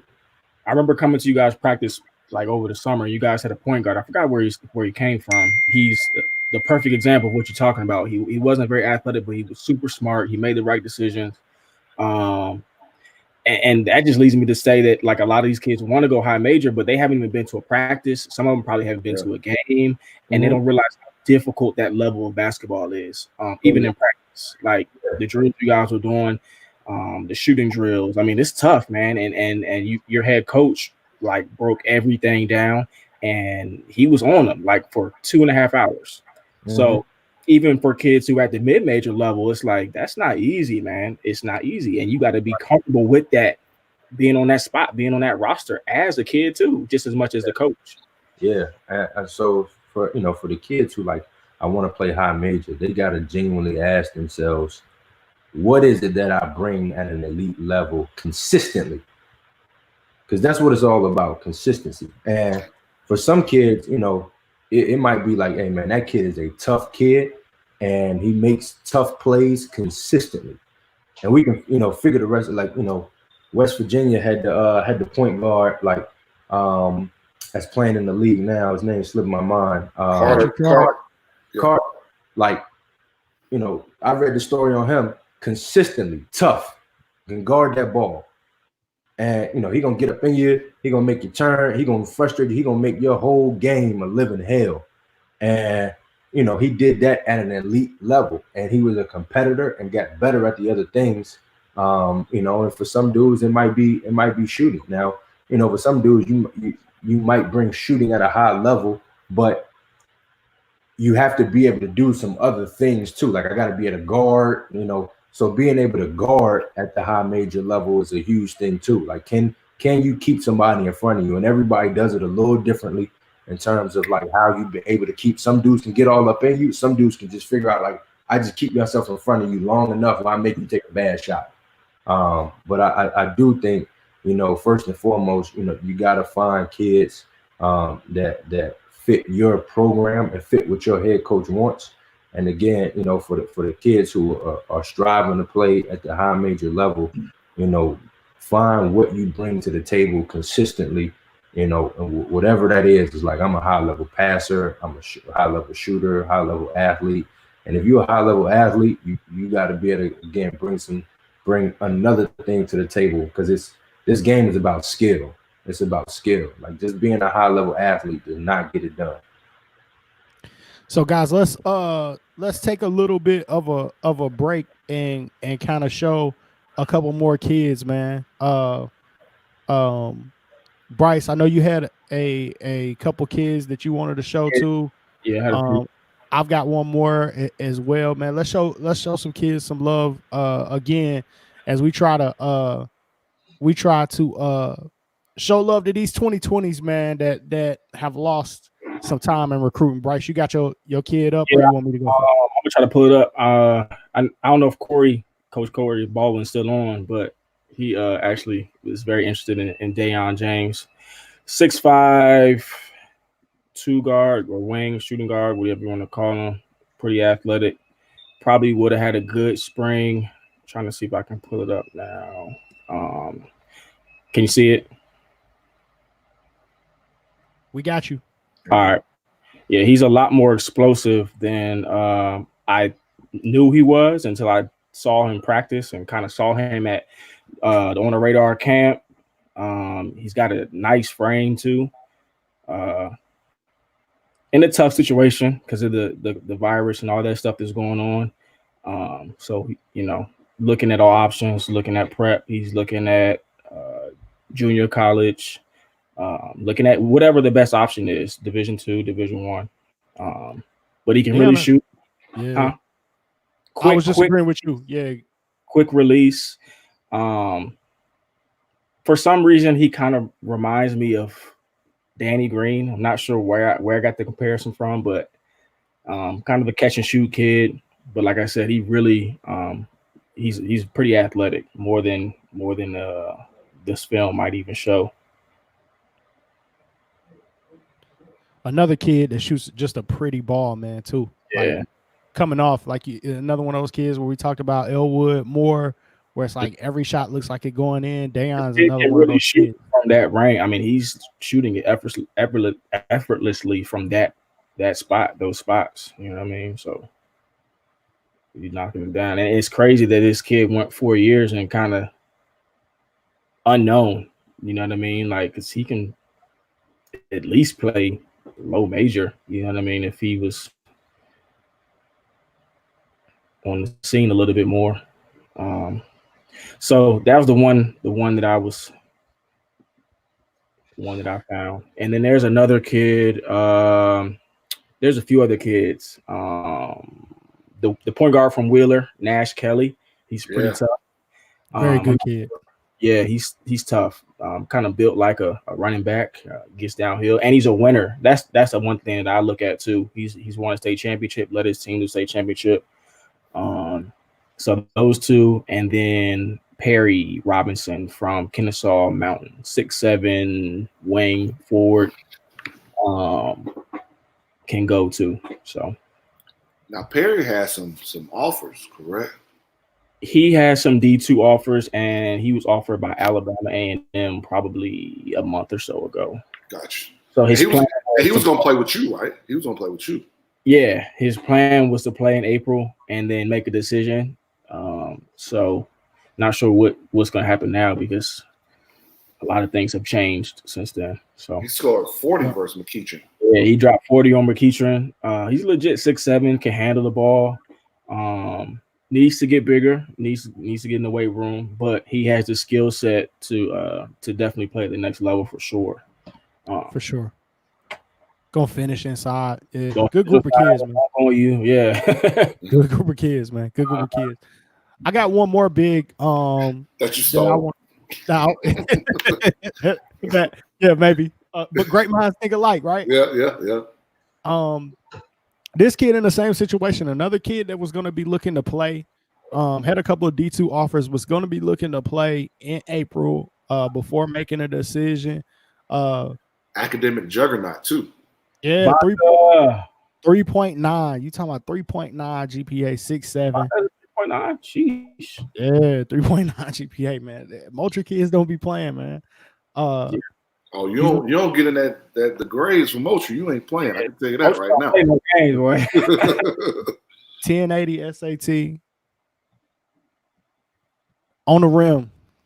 Mm-hmm. Baca a kid too, man. He plays his role.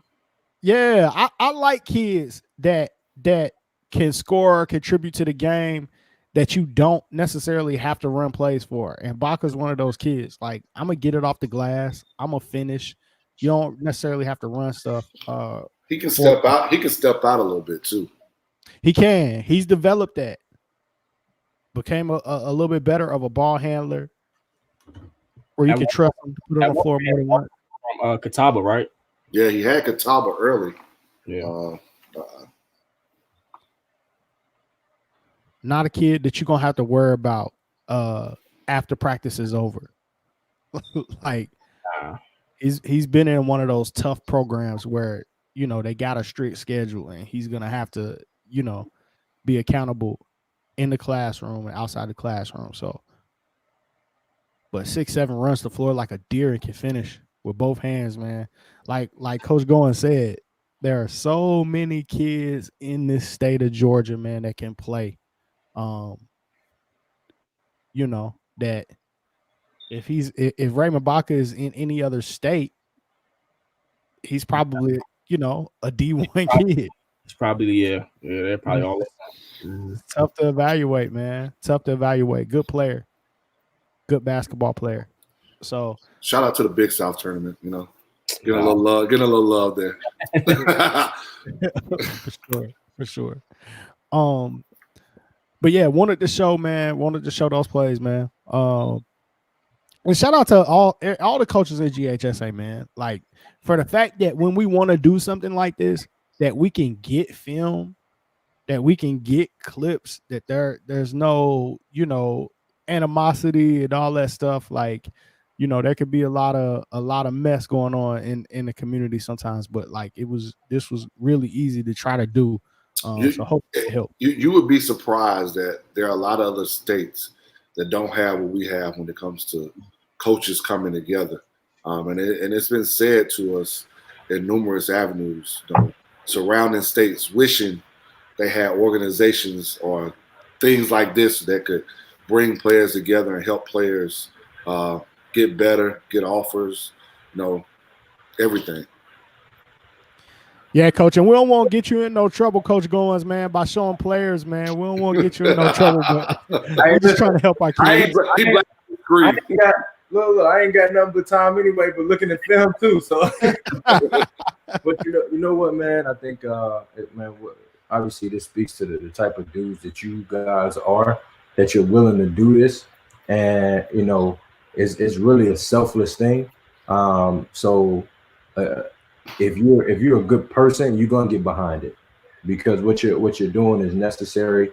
Because it is hard sometimes. It is hard. You're all over the place. Like you got the stresses of your season, just trying to find kids. It does become difficult, and then, you know, you gotta do some digging, man. But I truly believe that we are in this business to help young men, and to help them be better, and to give them an opportunity. And you dealing with someone's life.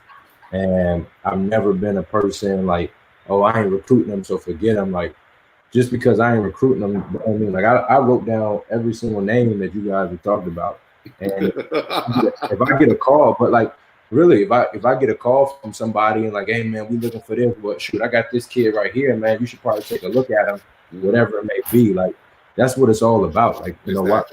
It's not about me. Just because I can't recruit, we don't have no scholarships, I can't recruit you. Like, it's not about me. It's about being able to help them and help get them an opportunity.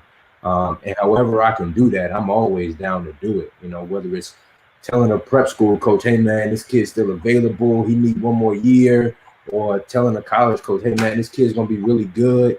He just, needs an opportunity. Take a look at him. Here's his number. Da da da da. However I can help, I'm always down for it. I've had numerous people ask me, and I mean I can't count on my hands anymore, how many times Terrell Ard or how Terrell Ard got to Putnam Science Academy, and the explanation. Of course, it doesn't click with them, but. Can you speak on that? Because you kind of just touched on it a little bit. I mean, if you can. Well, again, man, obviously you and I got a great relationship, man. I respect what you've done with that program, man. Like, unbelievable job. And it's all about the kids. There's no hidden agenda behind it. It's all about them. And, I saw a kid with talent. Obviously when I saw him, I was, at the mid-major level, and I'm like, shoot, man, that kid can go. Like, he is good. I don't know what everybody else is watching, but like that dude right there can play. Like, and that's just me. Like, again, I don't come in with any agenda. Like, okay, who can play? He's playing, and he's 6'7", and he's playing. Like, and I was like, man, he got the body for it. It's just about, again, what you can do consistently. And if some things come together consistently for him, he could be a high major player. Like, if some things come together consistently for him, and he and I, Coach and I talked, and we were like, hey man, like, I think he just needs one more year, whatever it may be. And I was like, shoot, man, however I can help. So, I know some, prep school coaches from having coached them, and I just try to do what I can to help, man. And Coach and I talked, and he was like, man, he just probably need to get a little bit tougher and this and that, or whatever it may be. And I was like, shoot, man, this spot over here, could help, man. It might have been another spot, it just so happened I had just talked to them or whatever it may be. And so I'm always down to help, and I, passed along the information, and they kind of ran with it. But I think it's just all about trying to help these kids as best as you can, man. And again, not making it about you, and not making it about like, oh, I gotta go get this kid for this and that, and you gotta do your job. But you do have a responsibility, man. You do. I truly believe that, man. Like, if I'm only in this business to get players for where I'm at, and I never help anybody else, then I failed. I will say that, man. Definitely reach out to us, guys. Anybody listening, watching, for any of the kids that we've listed today, man. Even if they can't, like Coach Goins said, man. Even if they're not necessarily the best fit at your school, reach out to us, send us contact information for guys where they may be a good fit at. Or, a lot of these kids are looking for prep, post-grad opportunities or JUCO opportunities where they can have another year to try to get better. Definitely reach out to us, man. Hit us on Twitter. Slide in no DM, man. Slide in Bryce DMs, even though he may take a couple of days to respond to you. But get you back, man. Bryce always get you back. I'm trying. He'll get you back, man. Depends on how much potential I feel like you have. Coach, man, y'all beat everybody that was somebody. You beat NC State, you beat Miami, you beat Duke, you beat North Carolina. He beat your school. Yeah. I was waiting for you to say that. I was getting there. Mm-hmm. You beat Louisville. Coach, what part did injuries play in your season early? Because like Coach Huff said, y'all did really turn it on and come together late in the season. What part did injuries play in that season for you guys this year? Yeah, man. I think having injuries to anybody is always difficult. Whether it's a dude that comes off a bench or a dude who's a projected starter. One way it hurts you is like, you lose bodies for practice. And so just the amount of things that you can do live in practice, it changes. So like it hurts you in that way. It hurts you, in terms of like developing cohesiveness and like everybody being on the same page. I mean, obviously Chase was playing great for us, man, and we were excited about him. And he starts, and then his foot starts bothering him, and now somebody else is in there, and it changes the dynamic. So your team is constantly adjusting, and so you go through periods where okay, man, we figured it out, we playing well, and you lose somebody, and now you got to readjust a little bit. And so like it does become difficult because you're constantly trying to change how you do things because you're adding and subtracting players, consistently when you're having injuries, and you just go through a little bout where you're like, okay, we're trying to figure out what this team needs, and I think Coach did a fantastic job of adjusting what our team needed based on who was in and who was out, and we had to make a change kind of right before January, and we made it. And, we made that change. We come out, after that change, and we beat NC State. And obviously, I think the thing about the ACC is everybody's somebody. Everybody's somebody. Like, we beat Carolina at Carolina. We hyped, and we ready, and everybody's like, "Hey man, y'all must be feeling good." We was like, "Man, we was feeling good for about 30 minutes." Then we like, "Man, shit, we got Duke on Tuesday." Like, then you beat Duke, and like, "Oh man, you must be feeling good, man. That must be great." Like, shoot, man, we got NC State again over the weekend. Like, everybody's somebody. You going up to Boston College and you don't watch them on film. You like, man, these boys can go. Like, Jay Heath can go. Thanks. So everybody's somebody. So, but I think the difficult thing, and it's a ton of great coaches in this league, man. The coaching is so high level in this league; it's unbelievable. But injuries, it just changes how you approach practice, what you're able to do in practice, and it changes like just getting everybody on the same page. But I think the fact that we were able to do those things with having those injuries, speak to the guys in our program of just being ready to step up, being ready for their moment, because multiple guys throughout the year had opportunities where they had to step up and they did it. And they were ready to go when their number was called. So unfortunately we had to go through that. I hope, knock on wood, that we can stay healthy and just be able to develop that consistency in our cohesiveness. But man, if you come to Clemson, man, you're gonna be counted on. You're gonna be counted on, and all we ask that you bring it and just be ready. Just be ready for the opportunity. And coach is comfortable playing the style where we're gonna play multiple guys, and guys gonna get their chances. You just got to make the opportunity and make the most of the opportunity. Coach, I know you guys. The ACC is tough. I mean, you talk about the Florida States and Dukes and all those guys, but talk about maybe teams that people don't talk about that maybe you guys play and go, shoot, they like stuff they do it was tough for us to guard, or they were just a tough matchup for us. And then talk about maybe players. I mean, obviously we know your guys, but guys that you saw in the league that were just like, that guy was good. Yeah, man. I mean, obviously, you play out of conference. I mean, we go to Vegas and we're playing against TCU and Colorado, and you watching film, and you like, good gosh almighty, like these dudes can hoop. Like, it don't make you nervous, and obviously you watch a lot of film on somebody, everybody, you like you seem to stop looking at the shots they miss, and it seems like they make every single shot when you watch a lot of film. Right. You're like, you got to sometimes check the stats. You're like, is this dude shooting 100% from three right now? Every last one of them that I see. Right. But obviously it's even down to the mid-major schools. I mean, we play Colgate, this year, and Colgate got a point guard, man. That dude can go. He's from San Antonio. He can go. I mean, sure. They played against Tennessee in the NCAA tournament. He had 30. 30. So we watching that game. We like, good gosh, what we getting ready to do with this boy. So goes kind of back to what we were talking about before, and just those guys need an opportunity and them getting better.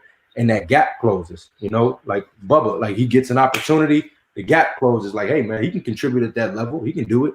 So I think it's a ton of great players out there, and there's a ton of great coaches. I mean, Colgate runs great stuff, and it's always a sign of respect when you start seeing coaches take things out of other people's playbook.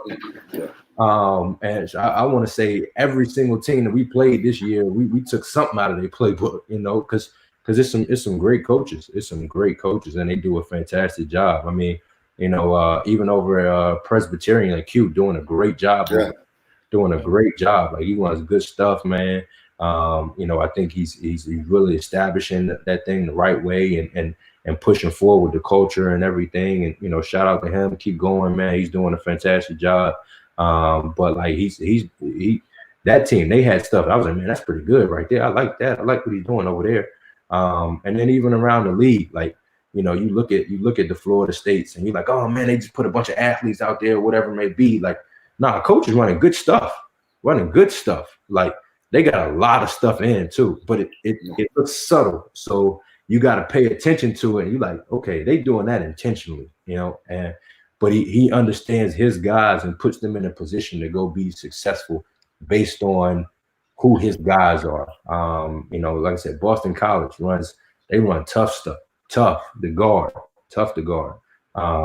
Notre Dame, Miami, everybody, you know, they all running tough. The Wake Forest, they got a certain, you know, type of guy, and they put those guys in position to go be successful. I mean, they find so many ways to throw that ball to Sarr inside. Good gracious, like, you know, he tough when he get it. So, you know, all these coaches, man. Georgia Tech does a great job running stuff for their guys, putting DeVoe in big time situations, and Jose, and, you know, all those guys, they're putting them in big time situations. So, you know, you end up taking and pulling from every single program, because, man, like, I think obviously you hear about the coaches who get all the praise and they got this many wins and all of that kind of stuff, man. But, man, all these coaches are doing a great job, man. They all got great stuff, and you know, you can learn something from everybody. Coach, it's my last question. How is Kayvon Moore doing?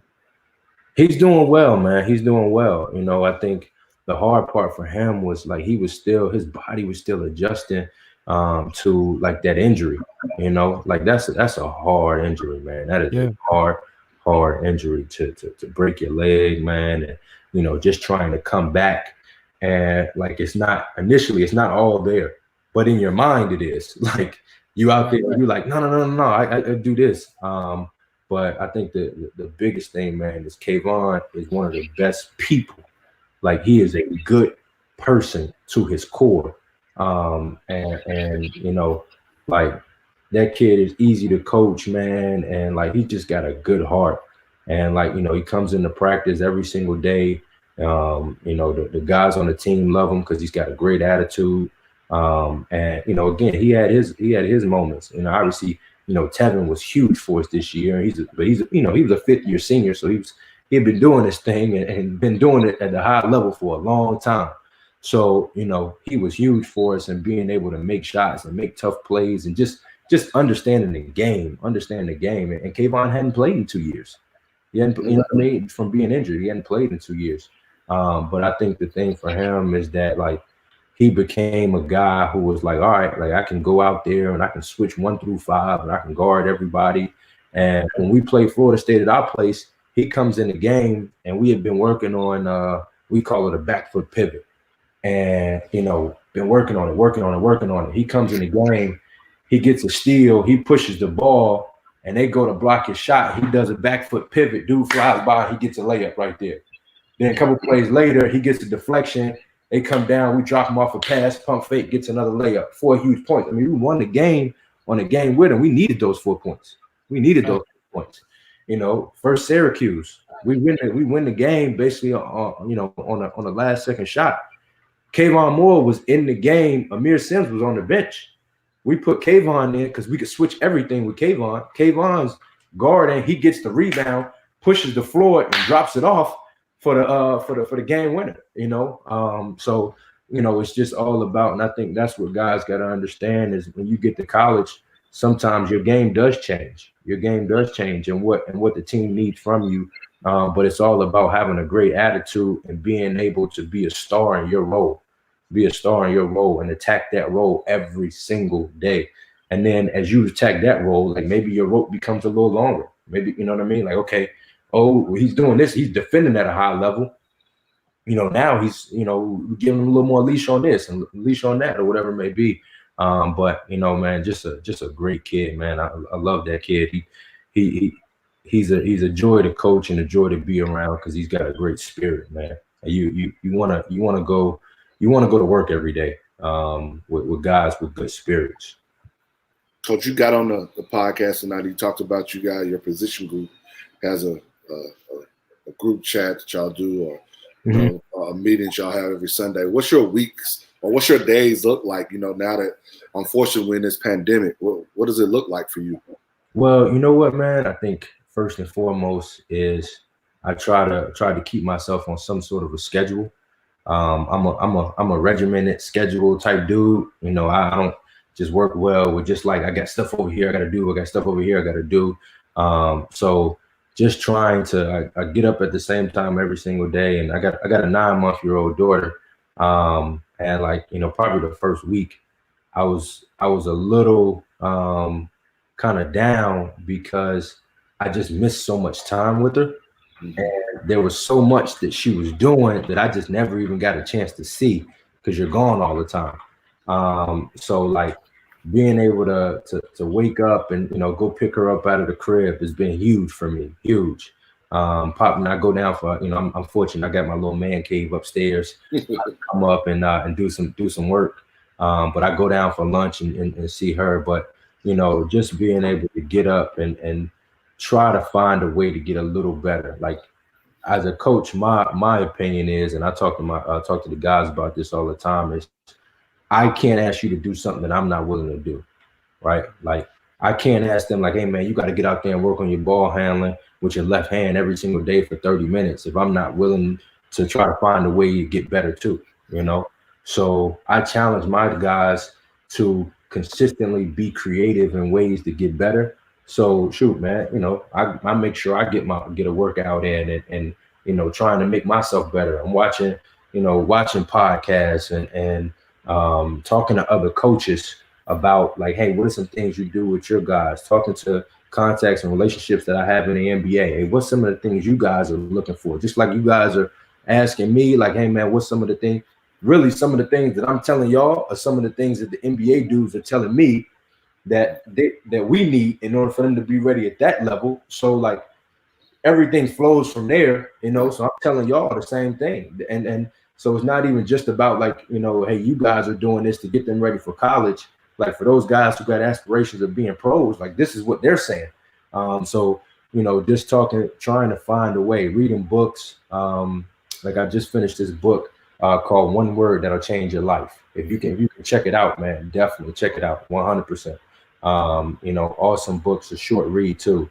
I read that. I also read Chop Wood, Carry Water, which is a fantastic book as well. And then The Slight Edge is a huge book too as well. But yeah, I try to wake up in the morning, you know, have a little breakfast with my family, come upstairs, you know, try to watch a little film on my guys and pull some clips that I may send to them. Like, you know, right now I might be working on, hey man, I'm going through all your missed shots and let's see why you miss them. Is it a bad shot? Do you have bad footwork? Whatever it may be. And talking to those guys about those things, like, all right, look, you need to be watching this and trying to focus in on the details so that when you are putting in your work, this is what you're focusing on. You know, and then me and my wife will go get a little workout in the garage while my daughter's taking a nap. And then, you know, I'll grab some lunch with them and I'll come back up. I may make some recruiting calls. I check in on our guys, and, you know, that's first and foremost, man. The most important guys that you have are the ones in your program. Yeah.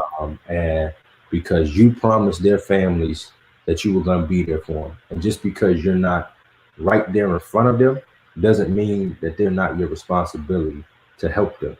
And, you know, everybody talks about the power of touch, you know, being able to give somebody 5 or whatever, give them a hug. Well, right now we can't do that. But it makes you realize there is power in words.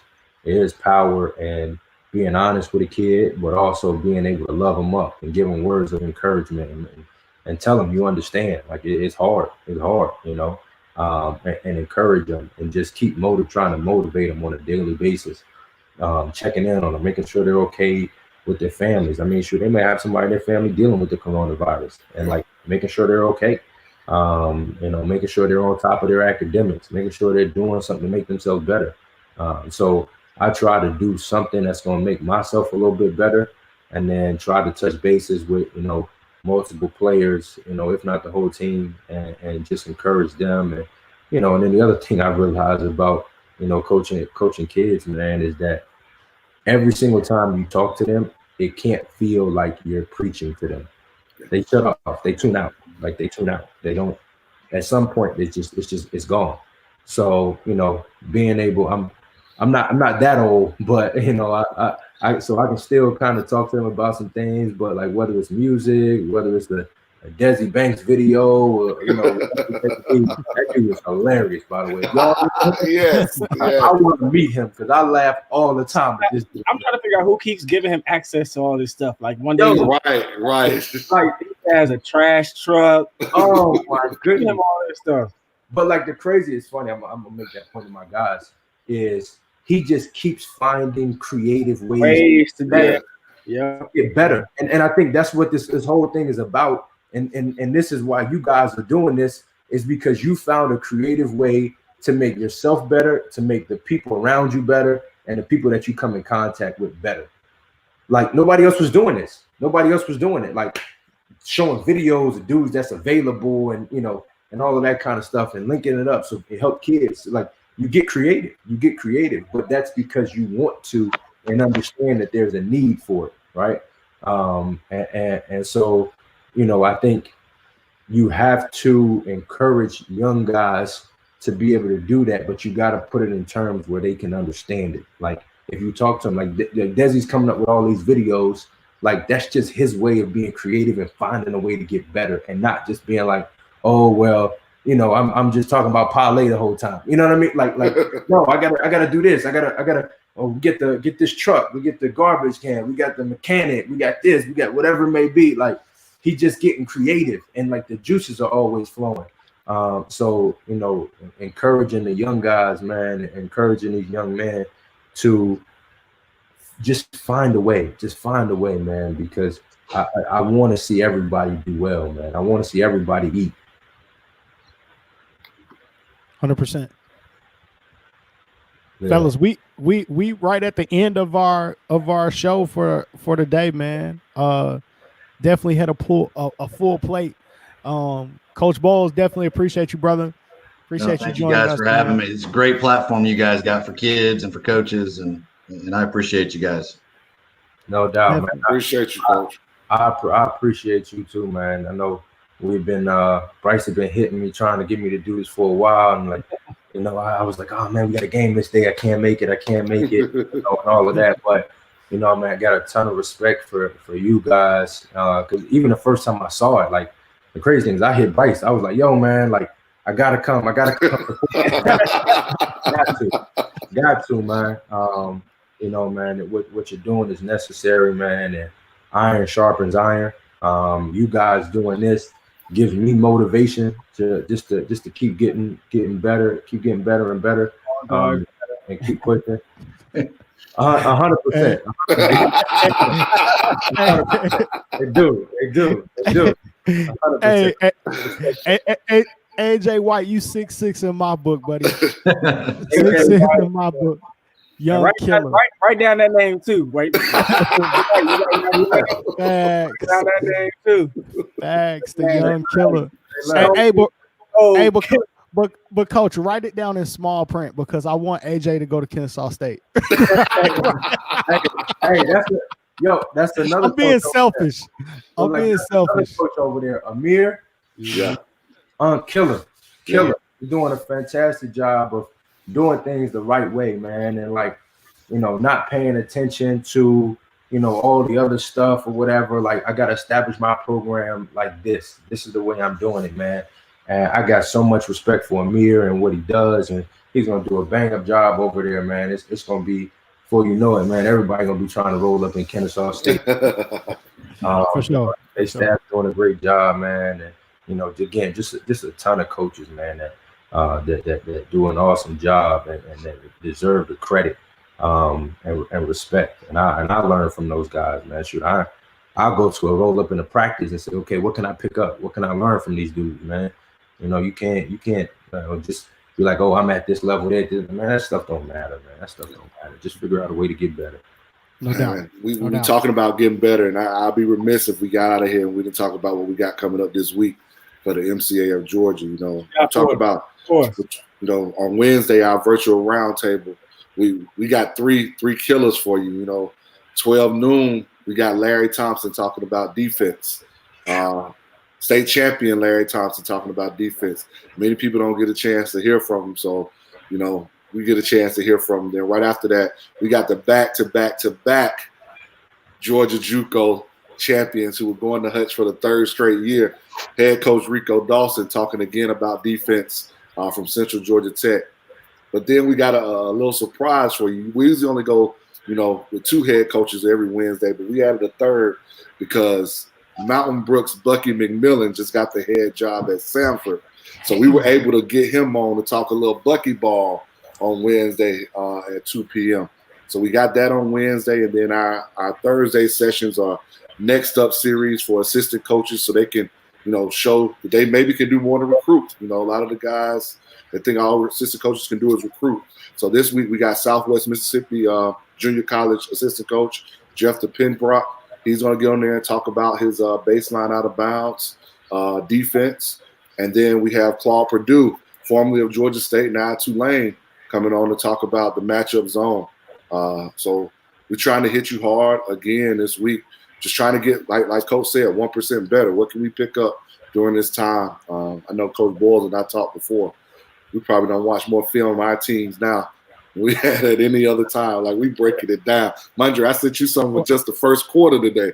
Yes, hey, listen, the worst thing, Coach said all the time, the worst thing is a head coach with time.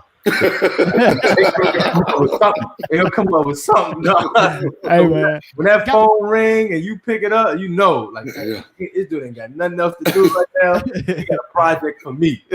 Got a shout out to Corey Black too, man. Corey Black got an excellent networking event. Oh man, I forgot about Saturdays 2 p.m. Corey Black 2 p.m. Yeah, great network. High school coaches, if you want to network with somebody and just get to know them, pick their brain for a couple of minutes, man.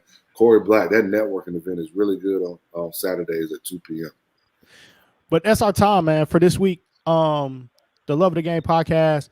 Make sure next week, 2 shows every week. We're going to keep it moving, keep continuing. Every Thursday, we got Thursday? Every Sunday. Who we got Thursday? Can we go ahead and drop it? We can drop it. I'm good. Go ahead. Rob Johnson, TSF. Let's get it. Hey, is he bringing Kai Soto on? Hey man, he got so many dudes. He ain't got to just bring Kai no more. I saw that game where the kid played against them, man. They got Hey, Rob, if you show up without Kai Soto, I'm be mad. Hey, you gotta call Kai Soto in, bro. We love you, Rob, but bring Kai with you.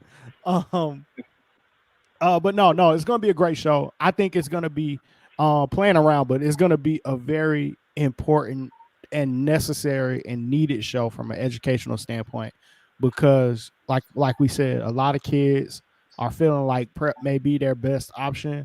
We're gonna have Rob on, not just to big up the TSF program or what he's doing, but help us answer a lot of questions around prep, post grad. What's the difference? What type of questions should you be asking a potential prep school or post grad school before you walk through those doors, or before you sign anything, or before you write that first check to make that payment? We're going to talk about a lot of that and get a lot of those questions answered from somebody who's on the front lines and doing that. So, and not to cut you off, but just one thing I forgot to mention. I wanted to make sure I say this. In terms of doing a reclass year or post grad or whatever, I know a lot of time the stigmatism around it is, oh, he being left behind, you know, whatever it may be. But like, that's not the case at all, man. Like, it's that's so far from the truth. I mean, you know, the fact of the matter is that there's kids And the prep school that I coached at, like, I mean, there was 10 basketball players, but the rest of the kids there were regular students, and they were reclassing. And, you know, the rationale behind it is like, what's the rush? What's the rush? Like, if I go to school, at 18 or go to school at 19, like, one, I'm more mature. I just went to a post-grad situation. I was away from home. I'm physically more mature. I'm mentally more mature. I understand what it really takes to succeed at the college level. But what's the difference in between graduating from college at 21 and 22? The bills are still gonna show up. Like, and that's the big thing. The big thing is try to go to school for free. Yeah. Attempt to go to school and graduate without all that debt. You already told C Black you need one of them shirts. I need one of those shirts. D free. Hey, C Black, if you get me one of those shirts before Thursday show, I'm gonna wear it on Thursday, and I might remix it and wear it again on Sunday. So get me one of those shirts, bro. But that's our time for this week, man. We coming right back Thursday and Sunday and next week. It's always gonna be Thursday and Sunday. Although the times may vary a little bit, sometimes 7, sometimes 8, a couple times 5, but it's always going to be Thursday and Sunday. Check Twitter, man. Stay rolling with us. Right now's the time. Go to the Love of the Game YouTube page. Like, subscribe, hit that button. Boom, hit that subscribe button. Turn your notifications on, and then you don't have to worry about, hey, man, is Love of the Game coming on at 7 this week, or is it 8 this show? When you hit that subscribe button and turn your notifications on, you'll get an alert right to your phone every time we go live, every time we plan to go live. It'll be right there, man. You'll never miss out. So appreciate y'all. Appreciate all our listeners. If you're listening right now on SoundCloud, man, we love y'all. All of our international listeners, we love y'all, man. Appreciate y'all for showing us love.